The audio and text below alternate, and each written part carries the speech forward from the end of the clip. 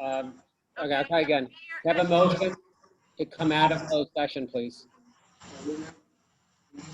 So moved. All in favor? Aye. Aye. Okay, so thank you, everybody, for joining. We were in closed session and took a while. Mayor, who second to come out of closed session?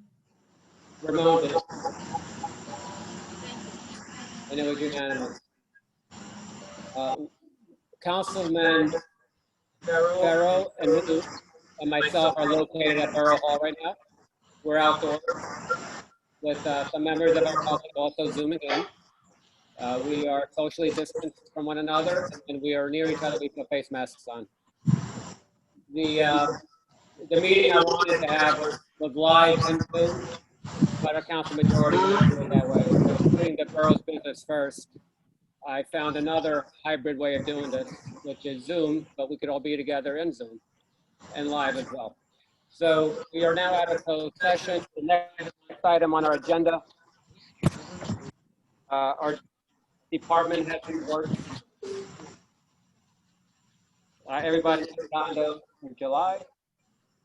If any council member has a question regarding those department head reports, feel free to ask now or ask the borough administrator not wearing her borough clerk hat. We received 2 items of correspondence. One from a resident, Emily Gill, and a serious correspondence, and one from, and I'll read it to you actually, because it was something I appreciated receiving. There's 1 minute, kind of windy out here. So we received a letter dated July 21 from Colonel Patrick Callahan. He's the head of the state police. He wrote, "Dear Mayor Cranston, thank you for the proclamation from the governing body, Englewood Cliffs, in support of the New Jersey State Police. Unanimous action by the governing body is greatly appreciated. This day of notable news events. It is not often we hear the positive effect law enforcement has on the people we are tasked to serve and protect. We are proud to be the company of our fellow law enforcement officers in Englewood Cliffs and Bergen County. Once again, thank you for your comments and support in all matters of mutual concern." So I was delighted to receive and sharing that with you.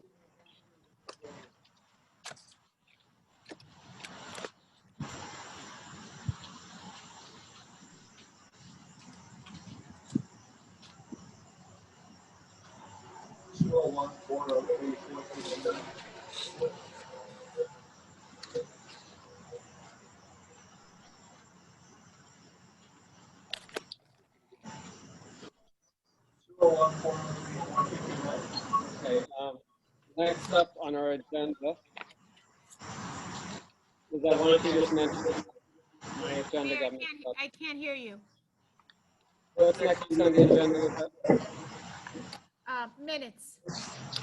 Okay, so under the minutes, let's do a couple of things here. There's some corrections, typos. Make a motion to pass the Hold on, minutes. I have the form, Mr. Councilmember. I have the form, there's corrections to be made. I can't hear you, Mario, so you're... There are corrections to be made in the minutes. Mayor, I think it's hard to hear you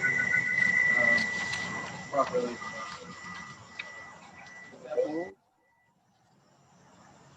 Mike is in How's this? So, for the clerk, on the June 18th minutes, on page 2, page 3, there's a sentence that starts off, "We must bridge," under the Gregorio comment, and there's no other wording after that. It just says, "We must bridge." Do you see that?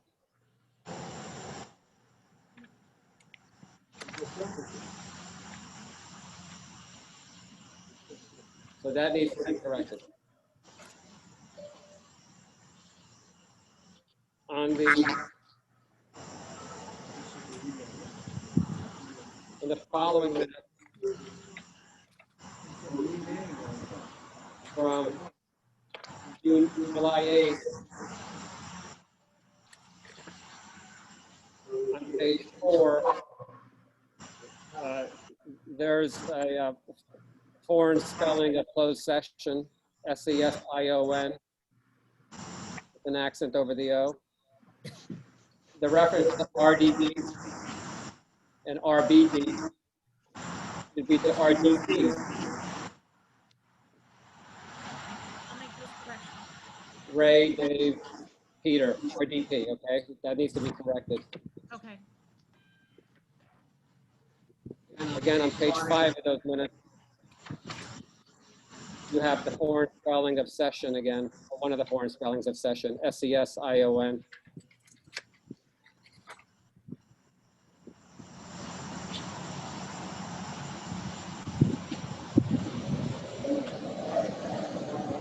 And then on the closed session minutes, I was there in closed sessions and I object to them because for the following reasons. One, I've always said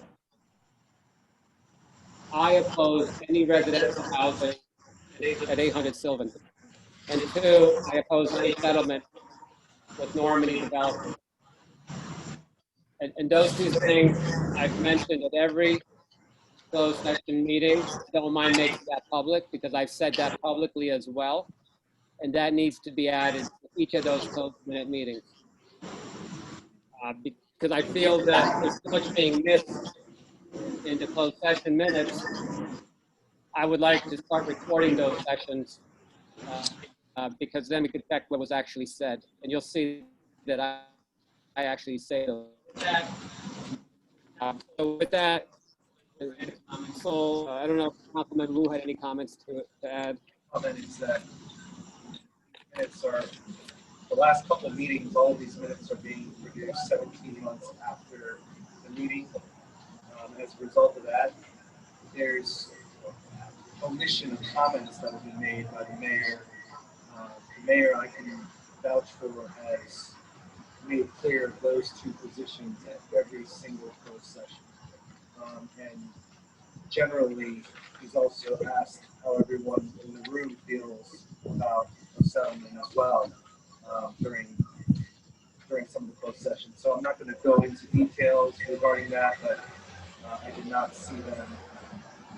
I didn't see that the surveying of the council members in any of these minutes. Okay. Motion. So will the clerk correct those?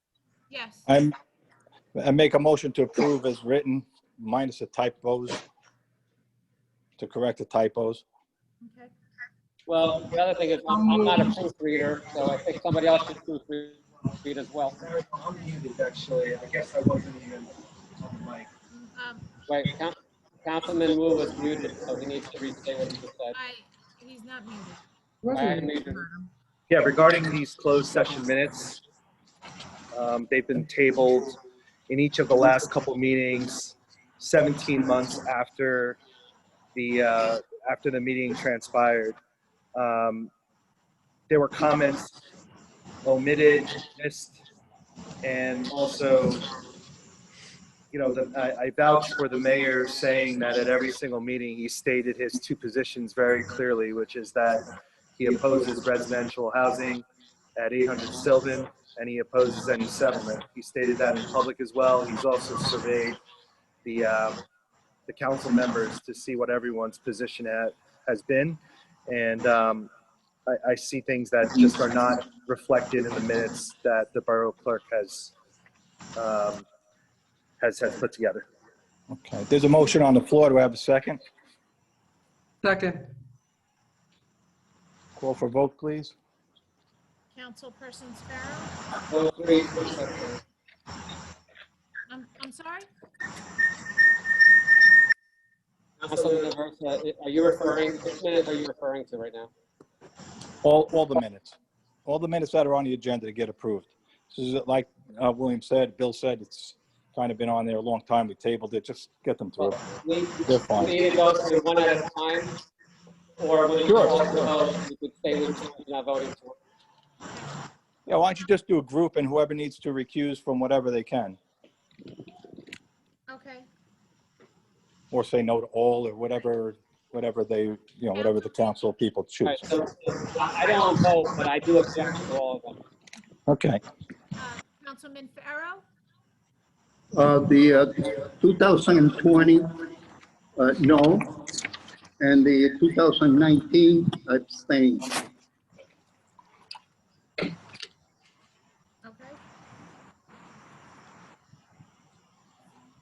Councilperson Sabari? Yes to all. O? Yes to all. Song?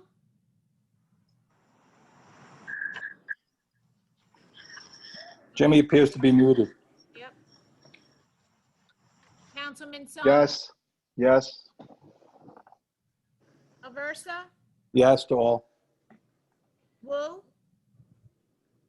No to all. I just want to add one statement. The borough, just for the public to know, the borough clerk has stated that she will have closed session minutes prepared and ready for approval at the next mayor and council meeting, rather than this 17-month delay. Is that correct? Was that? Actually, she said October meeting, Bill. Yes, I said by No, the. but I October. directed that they be done by September. There's no reason not to have them. All right, they will be done by the October meeting, Mayor. Well, I'm directing, you could keep saying that as much as you want, but I'm directing you to do them for September because we shouldn't have to wait 2 months to get Well, you shouldn't minutes. have pulled them off the agenda so many times. Okay. Well, actually, that's an interesting comment because I'm asking for tonight's minutes to be done by September. And therefore, they were never on the agenda because we didn't have a meeting. No problem. If you need help to get them done, you can ask somebody else to help you with them. No problem. Thank you.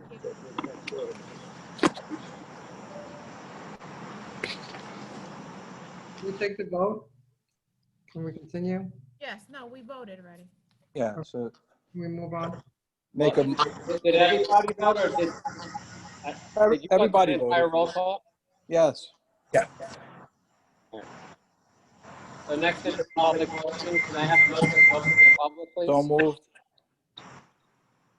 Got a Second. second? Second. All in favor? All in favor? Aye. Anyone opposed?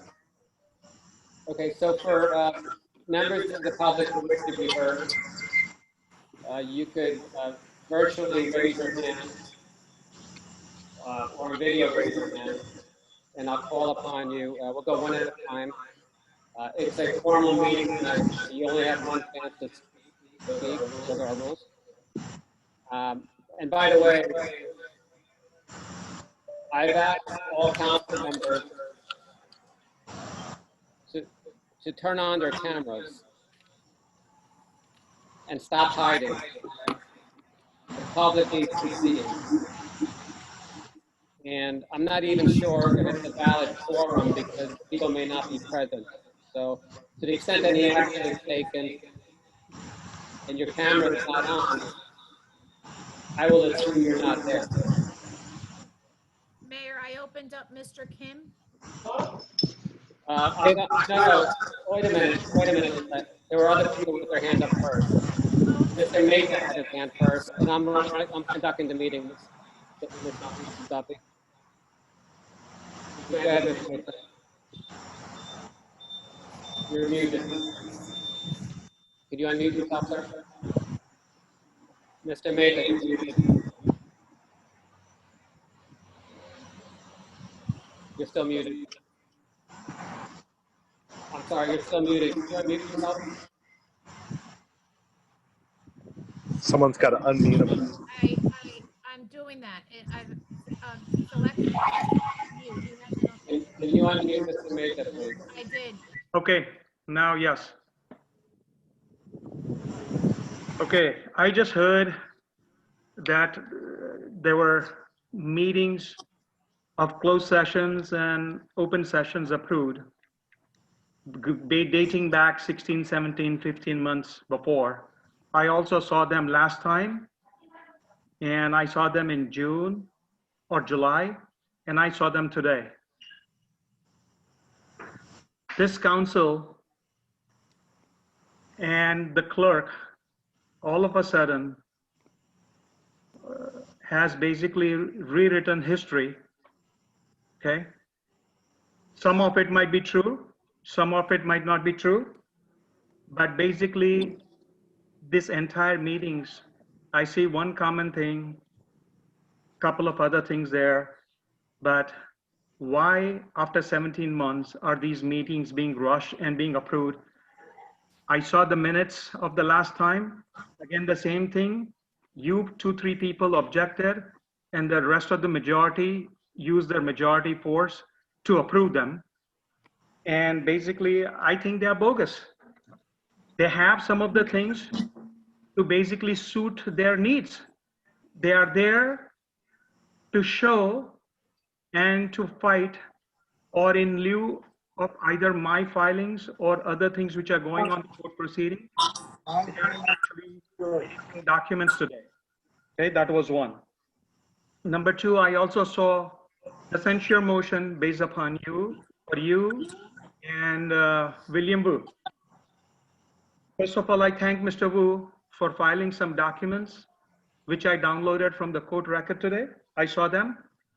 And I also have the meetings which were uploaded to the court, filed in starting of the month, when Ms. McMorrow had stated, and I had already, I go to e-courts often, and I had downloaded those things. So I have copies of those closed meetings, closed session meetings anyway. Now, of course, they've been taken off the court, or there was an order passed to redact them or take them off or whatever. This all goes to show why an investigation is needed.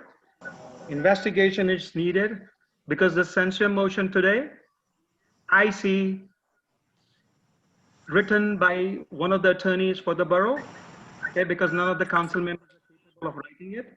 It was written in a lawyerly language. And they are basically to distract the attention from their wrongdoings and what they have done and what has been going on in this, okay? To remind everybody, they're stating today that, oh, on July 10th, because you took us down the wrong path. But going back to October of 2018, I had just moved into the town.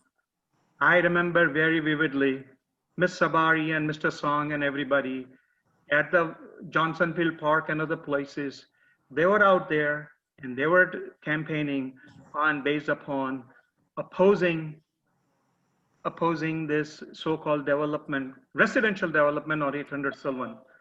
All of these guys knew then, and at least the Democratic, if these two members were new, the rest of the Democratic people knew that if you guys had already sabotaged the, the land scenario so bad, then they shouldn't have made that statement. Today, now they're turning around, oh, because you guys did so bad that we now lost. Anybody who's got common sense, and I maybe have a little bit extra, I see nothing. When you fight a lawsuit, you present your best evidence, you do everything what is required. None of that has been done here, okay? And if there was no issue, why are the Republican members, by the way, I'm not a Republican, okay? Why are the Republican members taken off and they are not in the loop? Why are they out? Why do they not share? Why they are not allowed to talk? Why is everything being channeled through Albert Wunsch, okay? And you guys approve bills with 24 to 25 hours of one-day billing for Mr. Albert Wunsch? That means you don't even know what's going on. I just saw some bills and I just picked up on one day, 24 or 25 hours. And I was laughing to myself. Wow, this is the best job which Albert Wunsch has landed, making $500,000 a year. To do what? What's his job here? In Deborah Savari's word, negotiator. In Mr. Jason's word, Jimmy Song rather, not Jason. Oh, that he's a good negotiator. Ms. Savari said, oh, it was brought in a negotiator as of the 3rd of July, 2019, when in 2018, they were saying they're going to fight this. So from the day one, they needed the negotiator to fight this. Come on, that speaks volume. Okay. Now, question here is who and why, what is that why are they trying to hide? What I saw in 2017-18, that the rest of the council members, there were 3 Democratic council, there were 3 Republican council members, and I think there was the entire council used to share and do. The mayor might be opposed to it, but the whole council used to take that vote and do whatever it had to be done. And I believe, okay, that everything was shared, because I haven't heard of complaints or I haven't seen anything in the record which shows that the rest of the members were not getting anything at the same time. So today in the censure motion, I read since 2015, the mayor, so the so-called bully, he became the leader and he had a Republican council. I don't recall of Republicans ever having majority, at least in this time frame. When I came in, there were 3 Democrat members and 3 Republican members. So what is that the guy is trying to write in this censure motion? They're wrong things to begin with. And that he ran it through. He did not even get selected until 2016. So how he could have been charged of 2015? And in 2016, on day 1, the mayor should have known that what is required or not required. All the old members of the old regime were still in place, each and every place, including the council, including the attorney, including most of the planning board members, everywhere.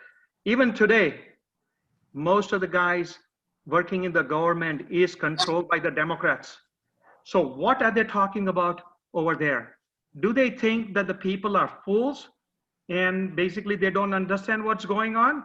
Stop blaming this current government or this the mayor or whatever.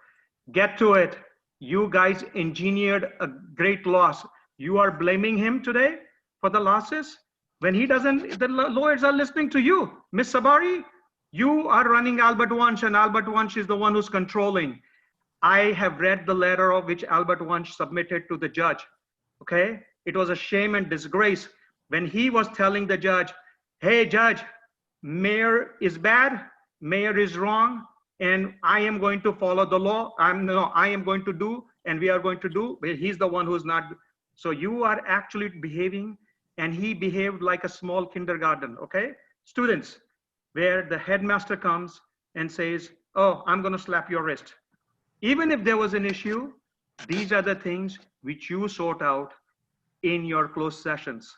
You don't go out and tell the judge, okay? So, and first of all, I don't believe that anyway, but legally, if we are going to fight for our rights, we should. This is the place. Thank you, Mr. Mr. Mesa. Versa, please. I am not allowing, no, it's my time right now. You can come and talk whenever you want. had 5 minutes and the mayor gave you 8 minutes so far. So Okay, more. sorry. Please let the resident. Thank you. 30 more seconds, Mr. Sacher, if that's Sure. what you can talk, okay? After me. So the last thing, please, you want to do political grandstanding, please do it. Please do it at the back, okay? Don't affect the interests and the future of the citizens here. We moved here. Had I known that this nonsense was going on, I would have never moved here. So having moved here, I do not want to uproot right now, okay? Because otherwise it's not worth it. Please do what is right for the town, okay? And not your political agendas or your political parties. Thank you. Thank you, Mr. Mehta. Yes, Mr. Kim, Stephen Kim. You need to unmute yourself. Okay.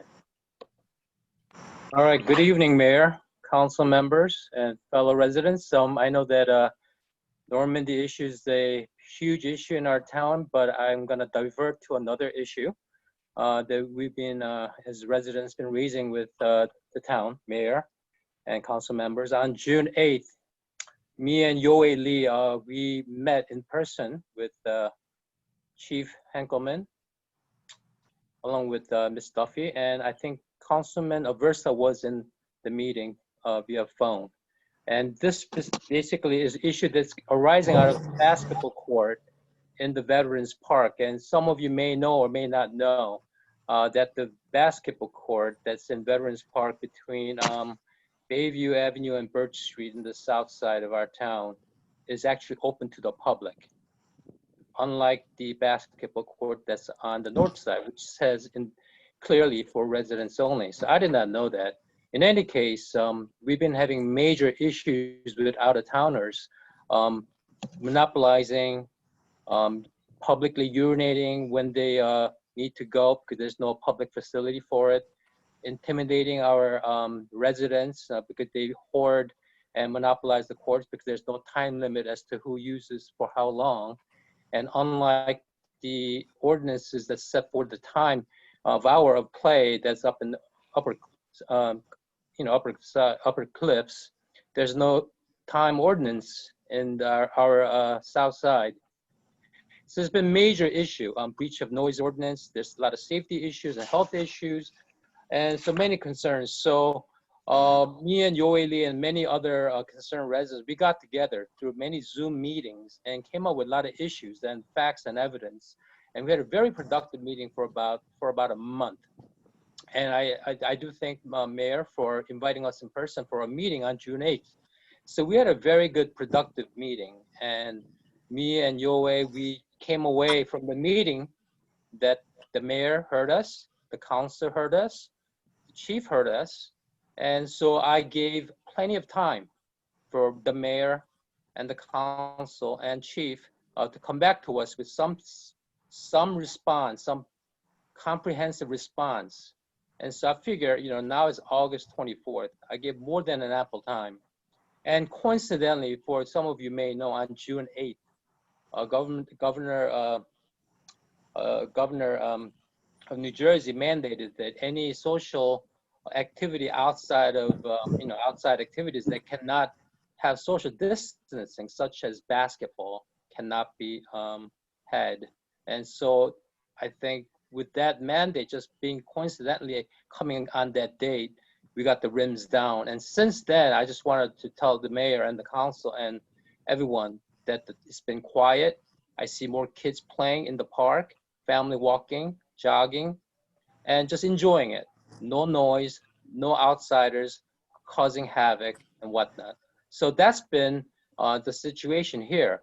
But today, unfortunately, and by indirectly, I found out that one of the concerned citizens emailed me and said, oh, by the way, the park hasn't been cleaned up in a long time. It's a mess. So she contacted DPW and she said that, oh, it will start, the cleanup will start today.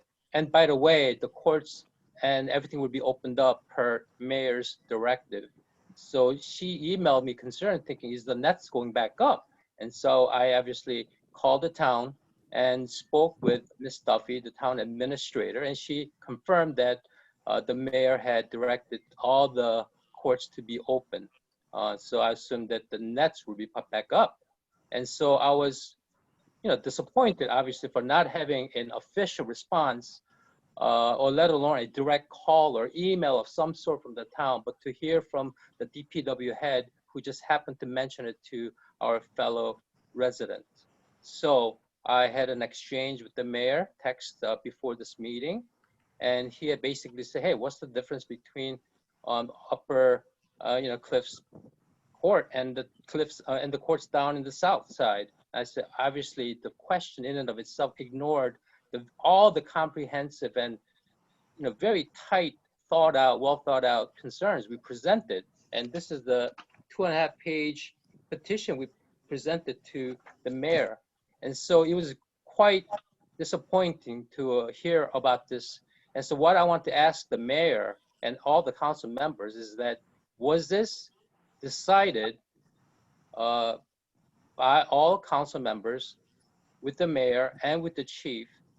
I just wanted to know how this decision was made in light of the fact that we still have COVID pandemic is still here with us, and we're gonna have kids playing basketball, sharing breath, sweat, no social distancing whatsoever in our town again. So I just want to ask the mayor how this came about with this decision, how no communication was put forth to me or Mr. Lee and to council members. And I'm assuming that you've all read and deliberated on these concerns I presented on June 8th. So I look forward to your answers. So let me start off by saying Englewood Cliff is a welcoming community, and that's number one. Number two, basketball is being played there until June 8th. And it was also being played in the North Cliffs basketball courts at Johnson Field. June 8th, the two things happened, like you mentioned. You came to visit us with your friend or other neighbor, and the governor signed an executive order basically requiring social distancing by our interpretation, by our health officer interpretation on basketball courts. So we closed both, and we closed the children's playground as well. The issue with the South Cliff basketball court is that many, many years ago, before I was mayor, county and state funds, I believe, were used to construct that basketball court. And so it's been there a long time. And when you take that type of government money, you can't restrict it to residents only. Because then that would be another conversation. So what happened last week on Thursday, reading the COVID report for the state and what I thought was the governor's new direction, I told our borough administrator to reopen the basketball courts and children's parks if our health officer decides that that's permitted. And then I didn't hear back, so I assumed that the health officer said it was permitted. So we are still working If they pass it, they pass it. on the issue. He doesn't, they have the majority. We're still working on the issue. You can ask that question. Yeah. Well, they can bring it. We may end up putting a fence around the entire basketball court and safeguarding it some other ways. But we cannot tell non-residents to not play basketball courts next to your house. And that's what you want. I can't do that. What I can do is make it safe. And Chief Henkelman will take care of that, and our DPW. So there's two different issues, right? Keeping them open to play and making the residents feel safer. By the way, you said a lot of things about people doing things, but I don't think you actually produced any evidence. So I have to be very careful about how we make decisions. We are fact-based. And we are going to work through this with you and find a good solution. But right now, basketball is open. So Mayor, just to reply to what you just said, so we closed the basketball in light of the Governor Murphy's mandate. Okay, that's fine. But we presented many other issues. First of all, why is there an inconsistency with the signage in North Cliff basketball court with South Cliff? Meaning there's a timeline and an hour, for example, there is an hour limit for play. There's no limit to play at South Cliff basketball court. There's so many inconsistencies with signage. You're ignoring the big fact. What? Big fact, you're ignoring the big fact. The big fact is that county and state money was used to build the courts by your house. And that's not the case with the North Cliffs. And North Cliffs has a fence around it. And the courts by your house don't.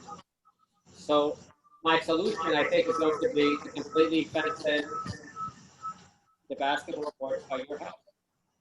By the way, Mayor, my voice is among the 23 plus residents. So when I hear these evidence and facts from these residents, they are not here. And there's one reason that they're not here is because there are a lot of issues that are sensitive that we did not want to make it public for the town's sake. And so I hope that you know that we were being discreet in not presenting evidence with 23 other residents that can be here on Zoom. But we heeded your advice.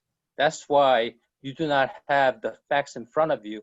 And so you are hearing from me as if you're hearing 23 voices. And secondly, it's not just my house, it's many residents here. And you have ignored it since I spoke with you last year. And this issue has been going on for over 5, 6, 7 years. And so it's before this issue was here before you became mayor. And so I just want to know that what we need to do, as we had a good productive meeting, why do not have a comprehensive plan to open the basketball? I'm not against having a basketball court. It's just that there are no rules set in place to manage the basketball courts. As of now, when it was open for the last 4 months, 90% of the play were done by non-residents. Okay, let me do this. Let me repeat for you what I said. And if you still don't understand it, we'll talk about it again. The courts were closed on June 8th. Not because you complained, but because the governor said no basketball, essentially.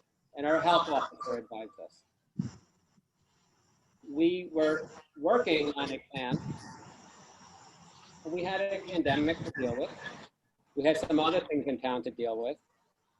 And we had a major storm come through here. So I'm sorry that the basketball court that predates me and you in town is such an inconvenience, but we are working on it. And I did say that to you 10 minutes ago, but you're not hearing that. We are working on a solution, right, Mr. Kim? No, I heard you, but your solution, you have not communicated with me or Mr. Lee for the last 2 months. Right, let me repeat it again for you. Okay, let's not be disrespectful. Let's not do that. No, Mr. Kim is running for office, and if he's going to be a politician, he's free to say what he wants to say, but right now he's a politician. I'm being a politician. We are going to find a solution to your problem, but more importantly, to your neighborhood's problem, because that's what I do. But I don't grandstand about it. I don't have a duty to call you every day. I am relying on my police chief and my borough administrator and my DPW head to tell me what they think is in order. Unfortunately, other matters came up, and you'll just have to be patient with us. And you had 2 months, over 2 months, without the basketball. So just indulge me to be able to solve your problem. You're well over 5 minutes, but Mr. Averis's clock stops for people when depends on what political party they're from. May I just have other council members chime in on this issue, Mayor? That's fine. They haven't talked to me about it. So if you talk to them, I'd love to know what you said to them. I haven't. But I haven't had any conversations with Stephen Kim about the basketball courts other than what we know about through the council. It was my understanding we were going to work on figuring out a solution because the basketball courts up at Johnson's Field are not surrounded by homes. So potentially maybe a way to minimize the impact on the residents is to come up with some type of hours that the basketball court could be in play so that the residents that are surrounding the basketball court, and I realize that they've been there for a long time, but it appears from what I'm understanding, and I don't know this for a fact, that it's not our residents that are using the courts, it's a lot of outside residents. So there's a lot more activity and a lot more people. So I do think we need to do something, and perhaps maybe changing the hours, making it, if we can't make it residents only, we definitely can change the hours. Look, I so said we we're gonna put a, I said we're gonna put a fence. He has to chime in, so I'm just chiming in with. Okay, that's fine. I said we're gonna put a fence around it, and if we put a fence around it, there's going to be a gate. If there's a gate, we're gonna lock the gate. Mario, I was muted the whole time, so I don't mean to interrupt, but I couldn't chime in. I couldn't chime in when you were talking, but we had talked about it on June 8th, and that was a solution that we thought might work, is fencing in the whole thing. But I don't know. I didn't know the basketball courts were put back up. I didn't have anything to do with that. We didn't. At least I didn't know about another meeting that included putting those back up. Well, here's the thing. I opened the court for the North Cliff, and I don't want to be the guy that gets yelled at for not opening the ones in the South Cliffs. So they're both open right now. We had other projects to take care of before we finished this project, which are more urgent and more emergent as well. And we will take care of this as well.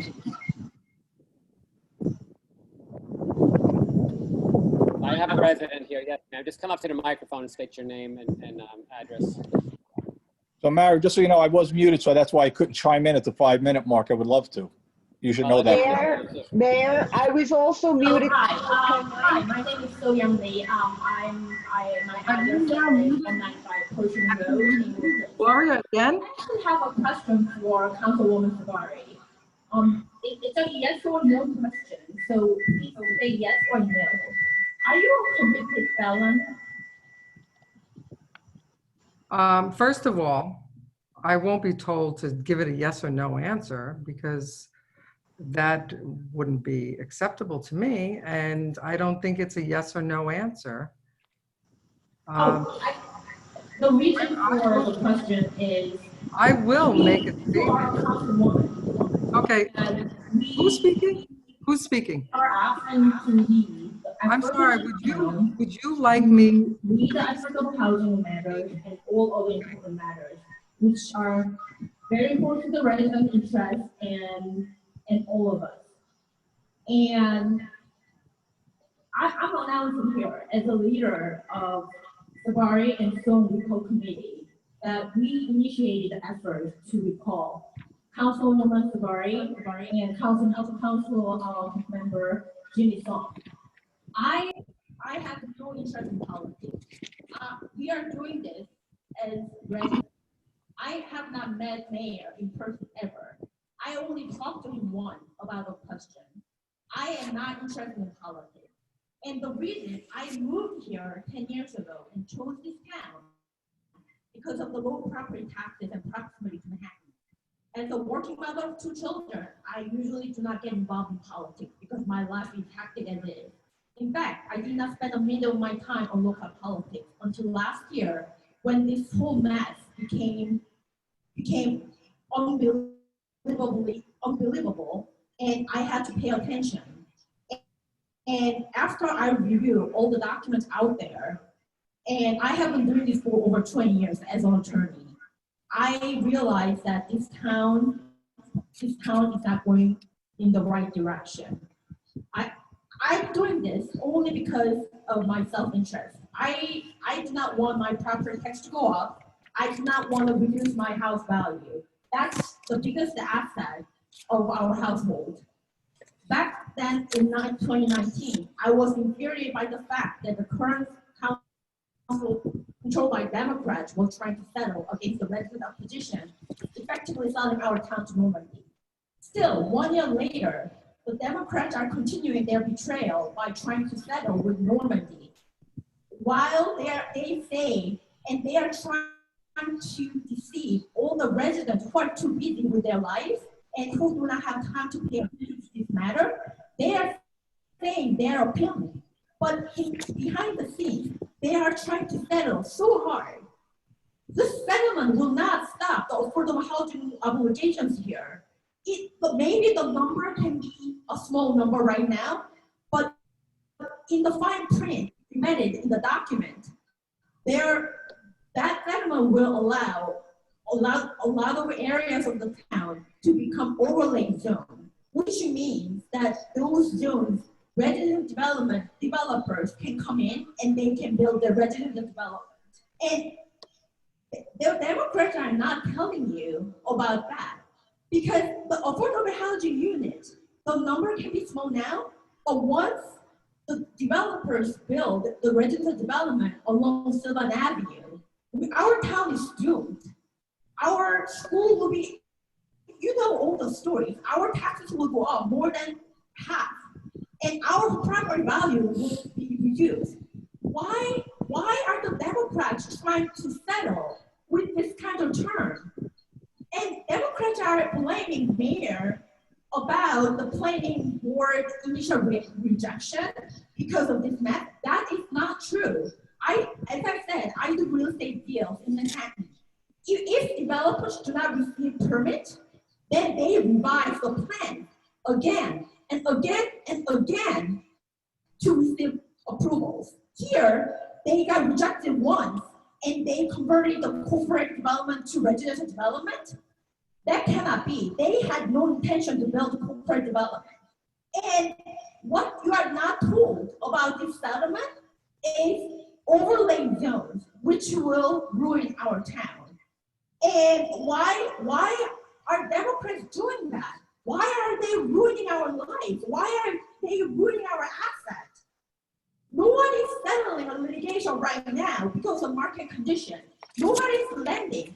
If we hold out, if we appeal, you know, the Judge Farrington made so many arbitrary decisions, which we will have a strong case at appeal. If we settle, we are stuck with those arbitrary decisions. And do you think it will stop here? We should not settle at all. And still, for other reasons that I cannot comprehend, the Democrats are trying to settle. That cannot be done. And we have told the Democrats many times throughout the time, you should not settle. And at first, they said they are not going to settle. They are trying to find out a plan B. That's not plan B. That's the only plan. So do you think our residents are stupid? Do you think we are just sitting there, just doing nothing? Residents, we need to get our power back. We have to get control over who can represent our interests.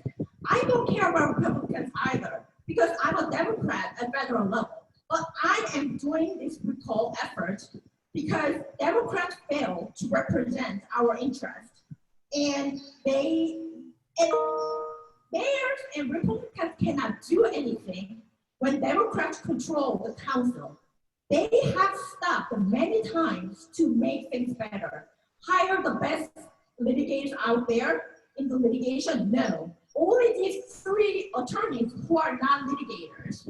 That's the fact that I do this litigation. I have no idea what a litigation is because I specialize in real estate, not anything else. And they are bringing back this negotiator out of lunch. No, we are going to stop this. We are in it together, and we are going to do this together. This time, because of COVID, we are going to collect recall petitions electronically, and we are going to distribute. That form is almost approved. You will hear from us within a week, and we are going to succeed. Last year, those 1,200 residents who signed O and Aversa petition, that effort was thwarted by our board club misconduct. Not this time. Residents, we are going to reach out to you, collect your signatures, and we have to show who is in control. Residents should have control over this process, not for Democrats who do not represent our council interest. Ms. Lee, she never answered your question. No, actually, I was She letting never her, answered your question. Mayor, Yes. I was waiting for her to finish. Okay? Mario, I really don't owe you any explanations. You know, people make mistakes, evidently. I made one over 30 years ago, which was not supposed to be a public record. I didn't hurt anybody. I've never done anything to hurt anybody in this town. I've served this town for 29 years, whether it was in the form of a council person, on the Board of Education, as a Girl Scout leader. And what you're going around telling people, and what you must really feel threatened that you felt it necessary to dredge up something from 30 years ago that really shouldn't be public. And I will look into why it is, but I'm going to own up to it. Yes, it did happen, and it was a mistake. And I'm sorry that you need, no, let me finish. I let you finish. Okay, this president obviously has been bamboozled by you into believing that we're doing this for corruption, okay? There is no corruption here. We are not benefiting from this. I live on Hollywood Avenue. It's in front of me. When I say that I think we should settle, it's because I believe that this is the best thing for this town. We'll know what we're getting. Now, you can shake your head. We'll know what we're getting, whereas we are going to get a minimum of 600 units if we can't find a way to settle. Now, as far as overlay zones, did you know that the 77 unit plan that the mayor and the planning board had overlaid our whole town? Did you know that? It's no different. We had a better overlay plan back in July of 2019. It was better than the one that was attached to the 77 unit plan. Did any resident in this town have any idea we were going through this? No, it came up. They voted on a 77 unit plan. There was no transparency. Not one resident in this town, including myself. That's not true. Which is why, no, let me finish, Mayor. Not true, but no, you can't be lying. Let me finish, which is why it would not be possible for me to have said to the residents that I was going to support a plan that wasn't even public. How could I have possibly said that? What I said to the residents is that I would do everything in my power to try to convince Normandy to remain corporate. But I thought there was slim to no chance of that, and I would do everything in my power to minimize the impact on our town. I've lived here for 25 years. I don't need to be told, what's the best thing for this town. I'm trying to do the best. If the town doesn't like that, and you truly believe, and you really don't know what's going on because you're not on the inside, so you really can't possibly understand exactly how severe this is, well, you excluded. You have the right. You do have the right to recall me. And if that's what the residents want, then so be it. But remember, I was voted in with more votes than this mayor was voted in with. And it was because I had the experience and the knowledge to try to help minimize the impact on this town. And that's all I've ever done. And I take real offense to the type of nonsense that's going on around here, calling us all corrupt. I mean, you don't know me. You're a convicted felon that did not disclose that to the residents who voted for you. So what does that make you right now? Again, this was not supposed to be public. And it was 30 Of course it wasn't. You didn't want it public, but it's publicly available. In my young 20s, and I made a... Yes, the resident has the floor. That's it. I will not answer questions regarding that any longer tonight. So anybody else who has a question, don't expect an answer. I've given you a statement. That's what you're getting. Okay. So if you had disclosed that, I know people make mistakes, but there is a reason why there is a felony and there is a misdemeanor. And felony means it's a serious crime at whatever level. And I understand you made mistakes, but residents do not want. I am not going to respond to you. And if you, I know you said you are not going to answer the question tonight, but have you disclosed? What's the question? I answered the question. I gave you a statement. That's what you're getting from me this evening. Okay, so I say you are not going to answer, but if you had disclosed that. I answered it very clearly. Excuse me, I still have the floor. Actually, I think you're. Thank you, Ms. Chen. I think you've spoken for almost 18 minutes, so I think that's good. I finally got unmuted. She was interrupted. Go ahead, Teresa. I'm at the meeting place. I'm going to finish with this statement. Residents, we are coming to get your signatures. And you heard from Councilwoman Sabari. If we want to recall her, and it's her own opinion what's the best interest of town is. We don't agree. A lot of residents show that we cannot agree with her Exactly. opinion and the Bamako opinion, but they don't listen. And she said she was, people voted. Again, No, that is my they're not opinion. going to listen to us. That is my opinion. You're And going to represent the resident interest.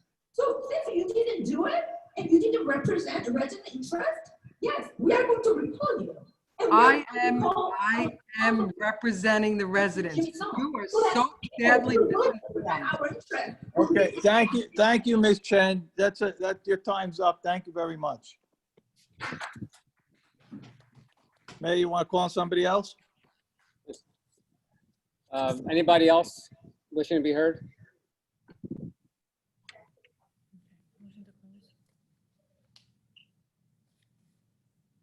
Motion to close? No, there's a hand. Oh. Oh, there's a person here, actually. Go ahead.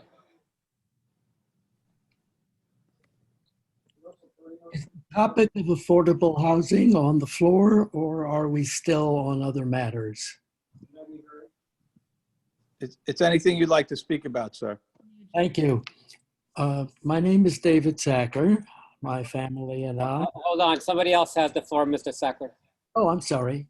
Yeah, can you wait a second? He's standing right here. Hold on.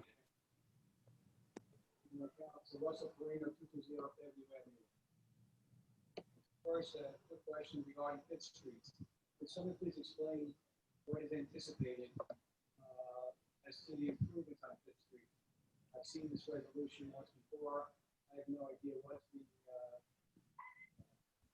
or what are those improvements look like? How are they So I see the borough administrator is on, although her camera is off. It would be nice for you to put your camera on. I think she's in best position to answer your questions right now. But there's a state grant available to us to improve that street. Ms. Duffy, can you speak to that? I did not hear a word that the resident asked for. The resident was asking about the Fifth Street improvements, and if you could describe what they are. Sure. Who is the resident, please? Mr. Perino, can you speak louder though, because we can't hear you?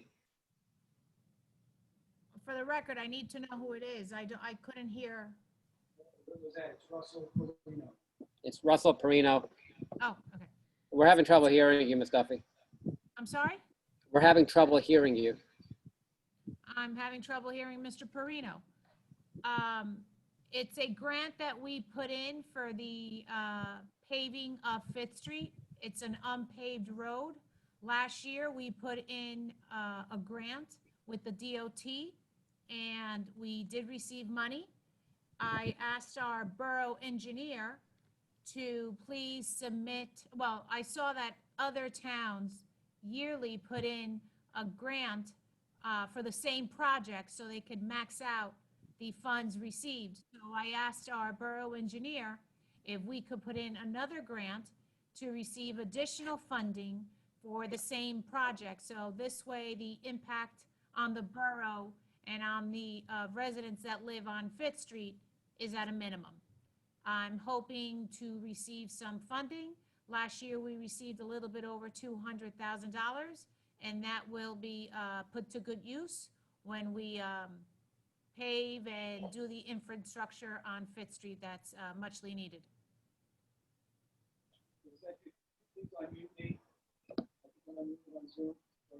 Can you unmute Mr. Perino? Where is Mr. Perino? Didn't you say he's at the meeting? What's your phone number? Are you on screen? Oh.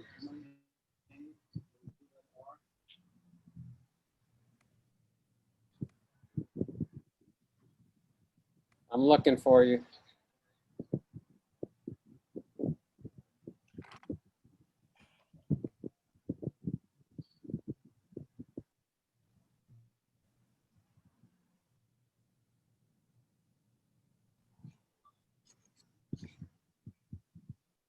Oh, I see you.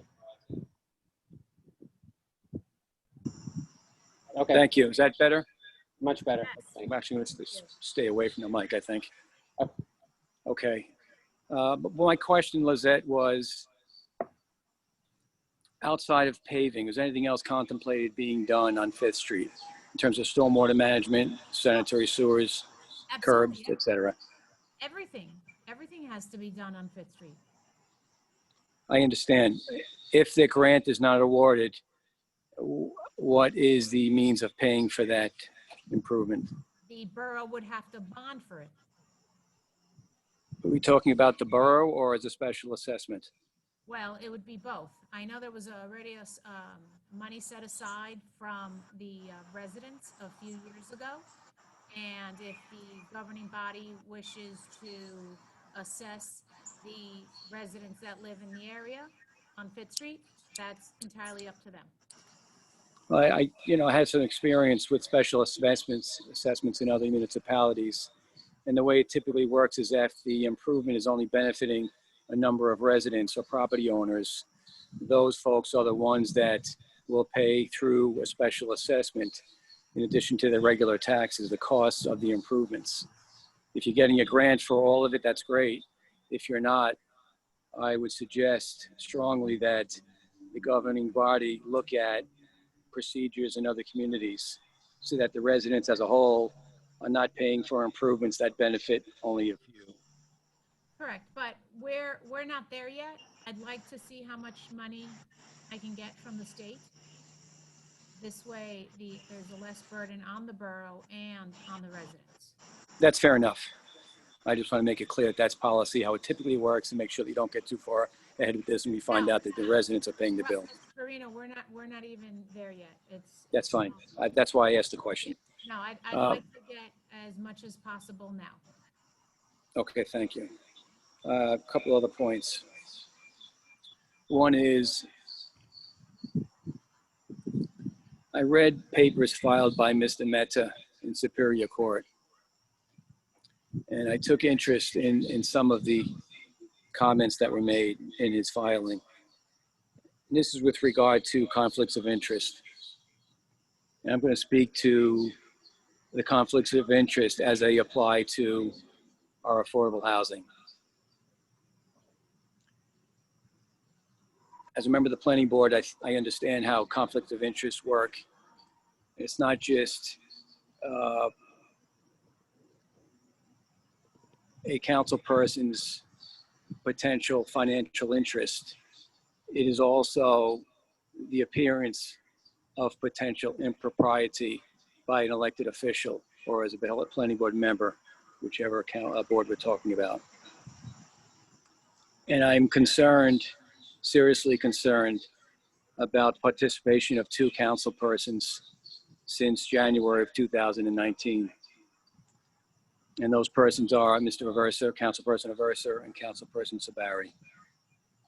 I recall, I think it was on the reorganization meeting in January of 2019. I believe it was former Councilperson McMorrow who brought up the question of Ms. Sabari's potential conflict. And I have a very grave concern that potentially what we've spent in terms of money and time in the past year and 8 months could all be for naught and be undone by what should have been potentially a simple recusal by two members of the governing body who had not just a potential conflict, but I think an actual one. One, because of Councilperson Sabari being located within 200 feet of 800 Sylvan. And secondly, Councilperson Aversa's dental practice that's located within one of the overlay zones that he voted on back in January of 2019. So I'm sure that you have a difference of opinion, but I think that moving forward, you should be re-examining your positions and continuing in this matter. You both were appointed to a Mount Laurel subcommittee and maintain that position, even though you both own properties. And for Councilperson Aversa, I'm assuming that you have an ownership interest in your practice. I don't know that for a fact in your property. But if you do, you not only voted on a plan that impacted both of your properties, whether it positively or negatively, doesn't matter. But you continued on this Mountain Laurel subcommittee and bound this community on some level with an MOU. And I know you say you didn't bind the community, but you did, because the actions of that subcommittee, in my mind, cost our immunity, and therefore now we're facing a builder's remedy lawsuit. I'll leave it at that. And I just want to make a public statement about a hearing that's going to commence on September 15th, so the residents are aware. The application by 800 Sylvan Avenue will be heard beginning September 15th of this year. So those residents who wish to participate and listen to those proceedings, they should stay tuned. We'll make sure that it's posted on the borough website as to the connectivity for that hearing. It's not so much a hearing, it's an application. The planning board will be participating in that application. We are not voting on it. It'll be a special hearing officer that will be making the decisions, but the planning board will be participating and questioning the witnesses and the applicant and the professionals to the best of our ability. One quick comment too, Councilperson Sabari's comments about the 77 unit plan and how that was inferior to what was put forth in the MOU that was approved by the subcommittee and not the governing body as a whole. Anyone who's been involved in this for as long as I have know that we're in a very different path now than we would have been if you had maintained your support, which you both voted for, Councilpersons Aversa and Sabari, of the 77 unit plan. And even if it was determined to be deficient in terms of the numbers, we would have had the right to cure any shortfall. You know it, I know it, the residents need to know about it. So we can't turn back the clock, but please don't deceive the residents in that 77 unit plan wasn't the right step to take at that time. Thank you. Mr. Perino, thank you for chairing the planning board and doing a fine job in your leadership. We appreciate that. So next up is Mr. David Thacker, and then Angela Chang will follow him. Go ahead, Mr. Thacker. I appreciate the question, but Mr. Perino, very serious against Dr. Versa and Ms. Sabari, and before I speak, I think if they wish, they should have an opportunity to respond to the accusations of conflict of interest. So I'd be happy to yield the floor to them, and if they don't want to speak, then I'll speak. Well, that's okay. You don't have to yield, but if Councilwoman Sabari or Councilman Aversa wish to speak, as they usually do, they just jump in and speak, but I'll invite you to do so now. Crickets. Okay, Mr. Thacker. Okay, well, then I'll move forward. My name is David Thacker. My family and I have lived at 12 Egan Place since 1970. And I love this town. I've served it as an elected member of the school board. And I want to make it clear that irrespective of political party, I respect the mayor. He has never treated me with anything but the utmost courtesy. But I do disagree strongly with his stance on opposing the opportunities for a settlement of the affordable housing litigation. It's a settlement which 90% of all the communities in New Jersey have already reached. And let me just take about 2 minutes to explain why. Mr. Sacker? Yeah. I'm Mr. Sacker? Yes. This is Councilwoman Sabari. I was muted, so I couldn't respond to you. Oh, okay. This is how these meetings go. Suspend, No one. respond to the accusation of conflict of interest.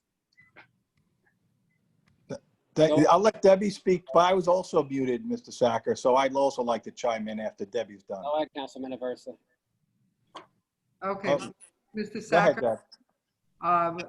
we did get legal advice regarding the conflict of interest.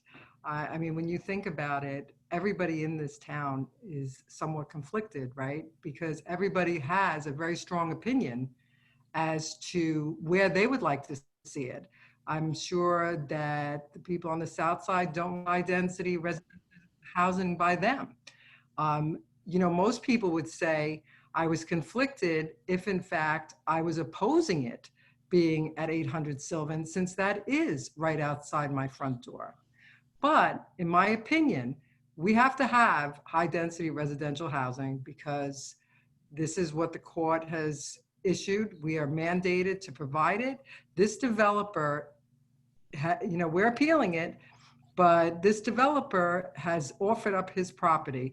No other developer has lost to a town that's wanted to offer up their property for affordable housing. So I don't believe I'm conflicted. I think I'm doing what I'm doing because it's the best thing for this town. And yes, I live on Hollywood Avenue, and yes, I'm staying on Hollywood Avenue. So that's my opinion. I got legal advice. I'm not conflicted.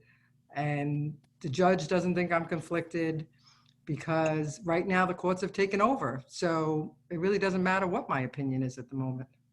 So, Mr. Sacker, before the meetings, before you joined the meeting, I had some comments to make. And one of them would highlight that. Well, Mario, may I speak? I had to ask to speak first. Sure, of course. Oh, yeah. Of course, let me just finish. Councilwoman Sabari, I've called you out on the 200-foot issue from day one, from January 2019. And you kept telling me that it's not a problem. Not a problem, but you also excluded me from a lot of communications and involvement with the council majority. So let me finish. And then I come across an email written by our own attorneys who are telling you that you are conflicted, in fact. And that's not true. And then publicly, though, you have them telling everybody that it's okay. So that's not true. That's not true, Mayor. Our attorney, your credibility is not what you think it is. Mario, this is where you always go. May I just, let me answer Mr. Perino's accusation that I was conflicted. He's absolutely incorrect. My property was not even considered in the overlay zone that was approved by the court initially. What happened after that, after the court, I never voted on that. So I think Mr. Perino is just incorrect about that. East Palisade Avenue was originally in and then taken out. There was never a vote on that. So that's not true. So I was never conflicted. I don't know where he's getting that from. So thank you. I just want to ask one question to Councilwoman Sabari. Ms. Sabari, you say that you're not conflicted because essentially everyone in town would be conflicted. That doesn't seem like a sound argument. The argument is clear. You're within 200 feet of the property. Billy, is that blocked from me? Okay, it's not. I don't live within 200 feet of the property. I think you're conflicted because I think you don't want the high density residential here, and you'd rather see it on the south side of town. So let's. Ms. Sabari, I think you should stick to the rules of conflict, right? The conflict rule is if you live within 200 feet, you shouldn't be voting on the matter. It's as simple as that. So what exactly did the legal opinion say? It said that everyone in town is conflicted? I'm going to let Mr. Sacker finish. He asked me a question as to how I felt. I gave him an answer, and so did Ed. So can we? It's not about feelings, it's about law. Yeah, well, it's about facts, and I gave you one, Mario, so let's move on. Well, and we gave you another one. The number is 200. It's a fact. Councilwoman Sabari lives within 200 feet of that property. I'm sorry, Mr. Sacker. I don't, so let's move on. Let Mr. Sacker have the floor. It's his right to speak. Okay, well, I just let the record note that neither one of you answered adequately. Mr. Sacker, go ahead, please. I'm quite ready to explain. Dr. Sacker. Dr. Sacker, I'm sorry. Dr. Sacker. You're right. I didn't know that, sir. I'm quite happy to explain my position, my unconflicted position Thank you, Doctor. in in opposition to the mayor's opinion opposing a settlement of the housing litigation. As a physician and a scientific researcher for 50 years, I've tended to learn that the future tends to resemble the past. And the past, the history, the experience, the law, the precedent, common sense, all tell us, I believe, that pursuing this appeal is a lost cause. It's an exercise in futility, and it's a massive waste of millions of dollars in legal fees. Now, we've had several windows of opportunity to settle this litigation, and each time the town has chosen to spit in the eye of the court. What leads us to expect that continuing to spit in the eye of the court will lead to a more favorable outcome. I suggest, and it's just my opinion, that we stop our march like lemmings behind the mayor over the precipice that he's leading us on, and let's settle this thing and get it behind us, because that's the only path to the future. I know that many disagree with me and the mayor disagrees with me, but I felt obligated to state my opinion. I appreciate that, and it was very respectfully done, Doctor. I really do appreciate that.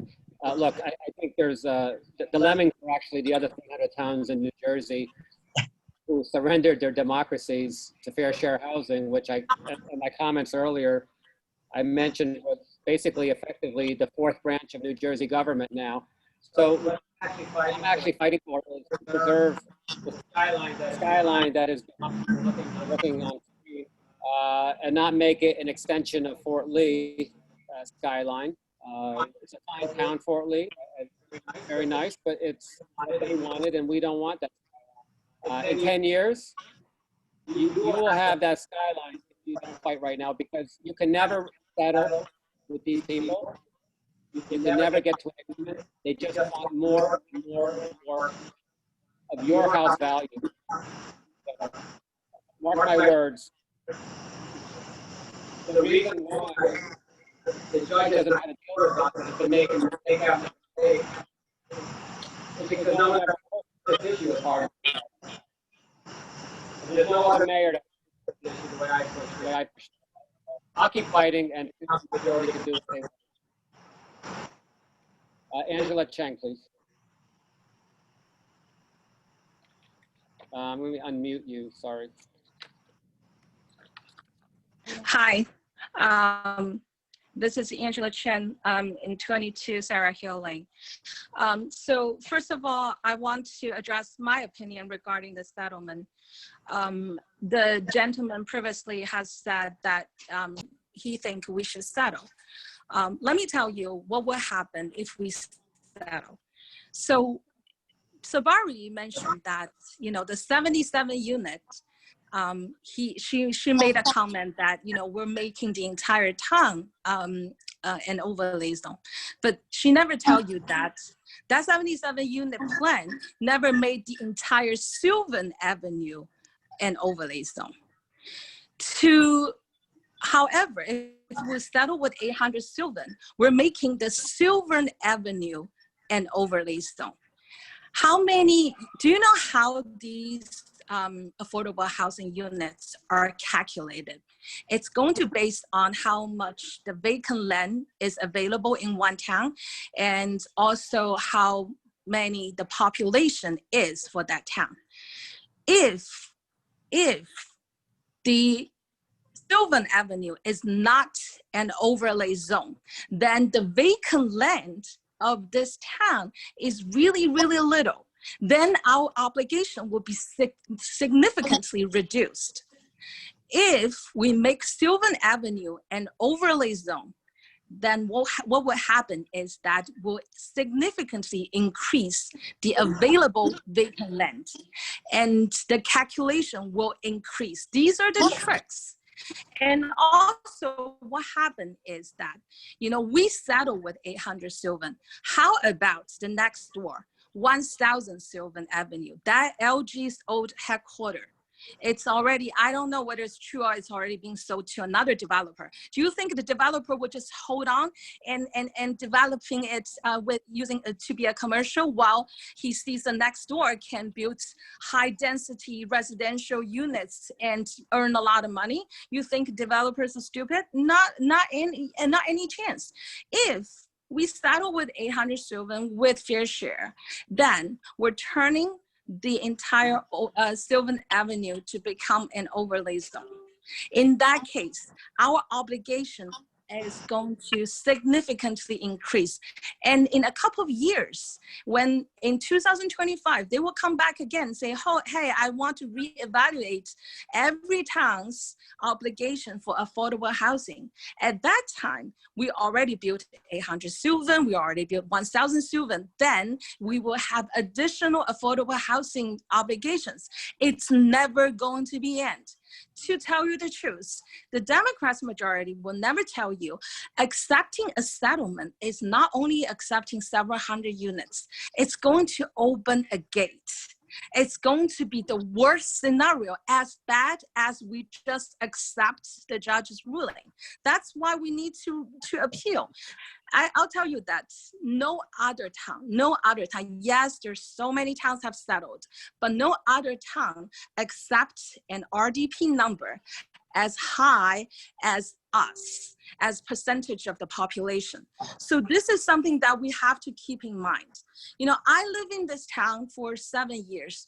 I moved to Englewood Cliff in 2013. I've never been involved in any political matter in my entire life. I'm just a working mom. I have 2 kids. You know, I have so many things on my mind. I was never a Democrat or a Republican. Me, myself, I'm an immigrant. I just want to keep my head down doing my thing. I want to earn my living and feed my kids. That's everything I do. Until last year, I found out what is a scam. Seriously, you know, all these things behind the door, I can't believe this. That's why I came out. You know, we are a group of independent residents. We just want to work the benefit for the residents. There's no political interest in it. Me and a couple other residents, we initiated a recall petition against Sabari and Jimmy Song. The only reason that we want to achieve, sorry? Go ahead. We initiated a recall petition against the Bari and Jimmy Song. The only reason is that we feel that they are not representing our interests. The whole settlement deal, it's as bad as we just accept the ruling. So why do they force us to accept it? There's all sorts of different interests behind that, right? What a shame that, you know, they're blaming Mary Kranjak for everything. The Democrats had control over the town for 40 years. And before 2015, our town's affordable housing obligation was only 9 units. Shame on them that, you know, they don't have any kids in the school anymore. They all have, you know, the kids are all grown up. So now they can study our interests. A lot of times, you know, I just don't believe what they're saying. And, you know, I feel that all their interest involves is to push the residents to accept high density housing on 800 Sylvan. Can we overturn it? You know, there's a lot of things going on, right? So there's, you know, the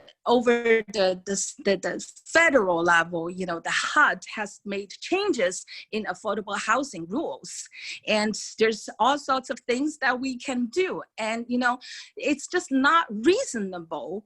It's not reasonable and not fair to rule a town with only 1,700 households, with this kind of small town, to push us to accept close to 400 of affordable housing units. Not mention, if you give that to the developer, they apply the 20% rule, they're going to build 2,000 units.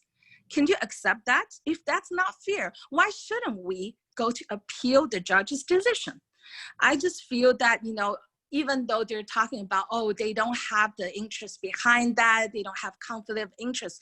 Do you believe that? Once they took the control, they immediately turned the decision that we built our own 77 units. That plan is going to satisfy the judge. And also, maybe there's deficiency, but as Ross Perino has pointed out, we have ways to amend that and to fix that by adding some other units. I just don't think, Sabari is pointing to, it's the South Cliff, it's North Cliff. It's never like that. If we build another 2,000 units in Ingle Cliffs, either you live, whatever you live in North Cliff or South Cliff, it's going to be disaster. It's going to be disaster for everybody. Trust me, don't accept a settlement. It's the worst deal ever. And, for this reason, we're going to recall Sabari and Jimmy Stone because they're not representing our interests.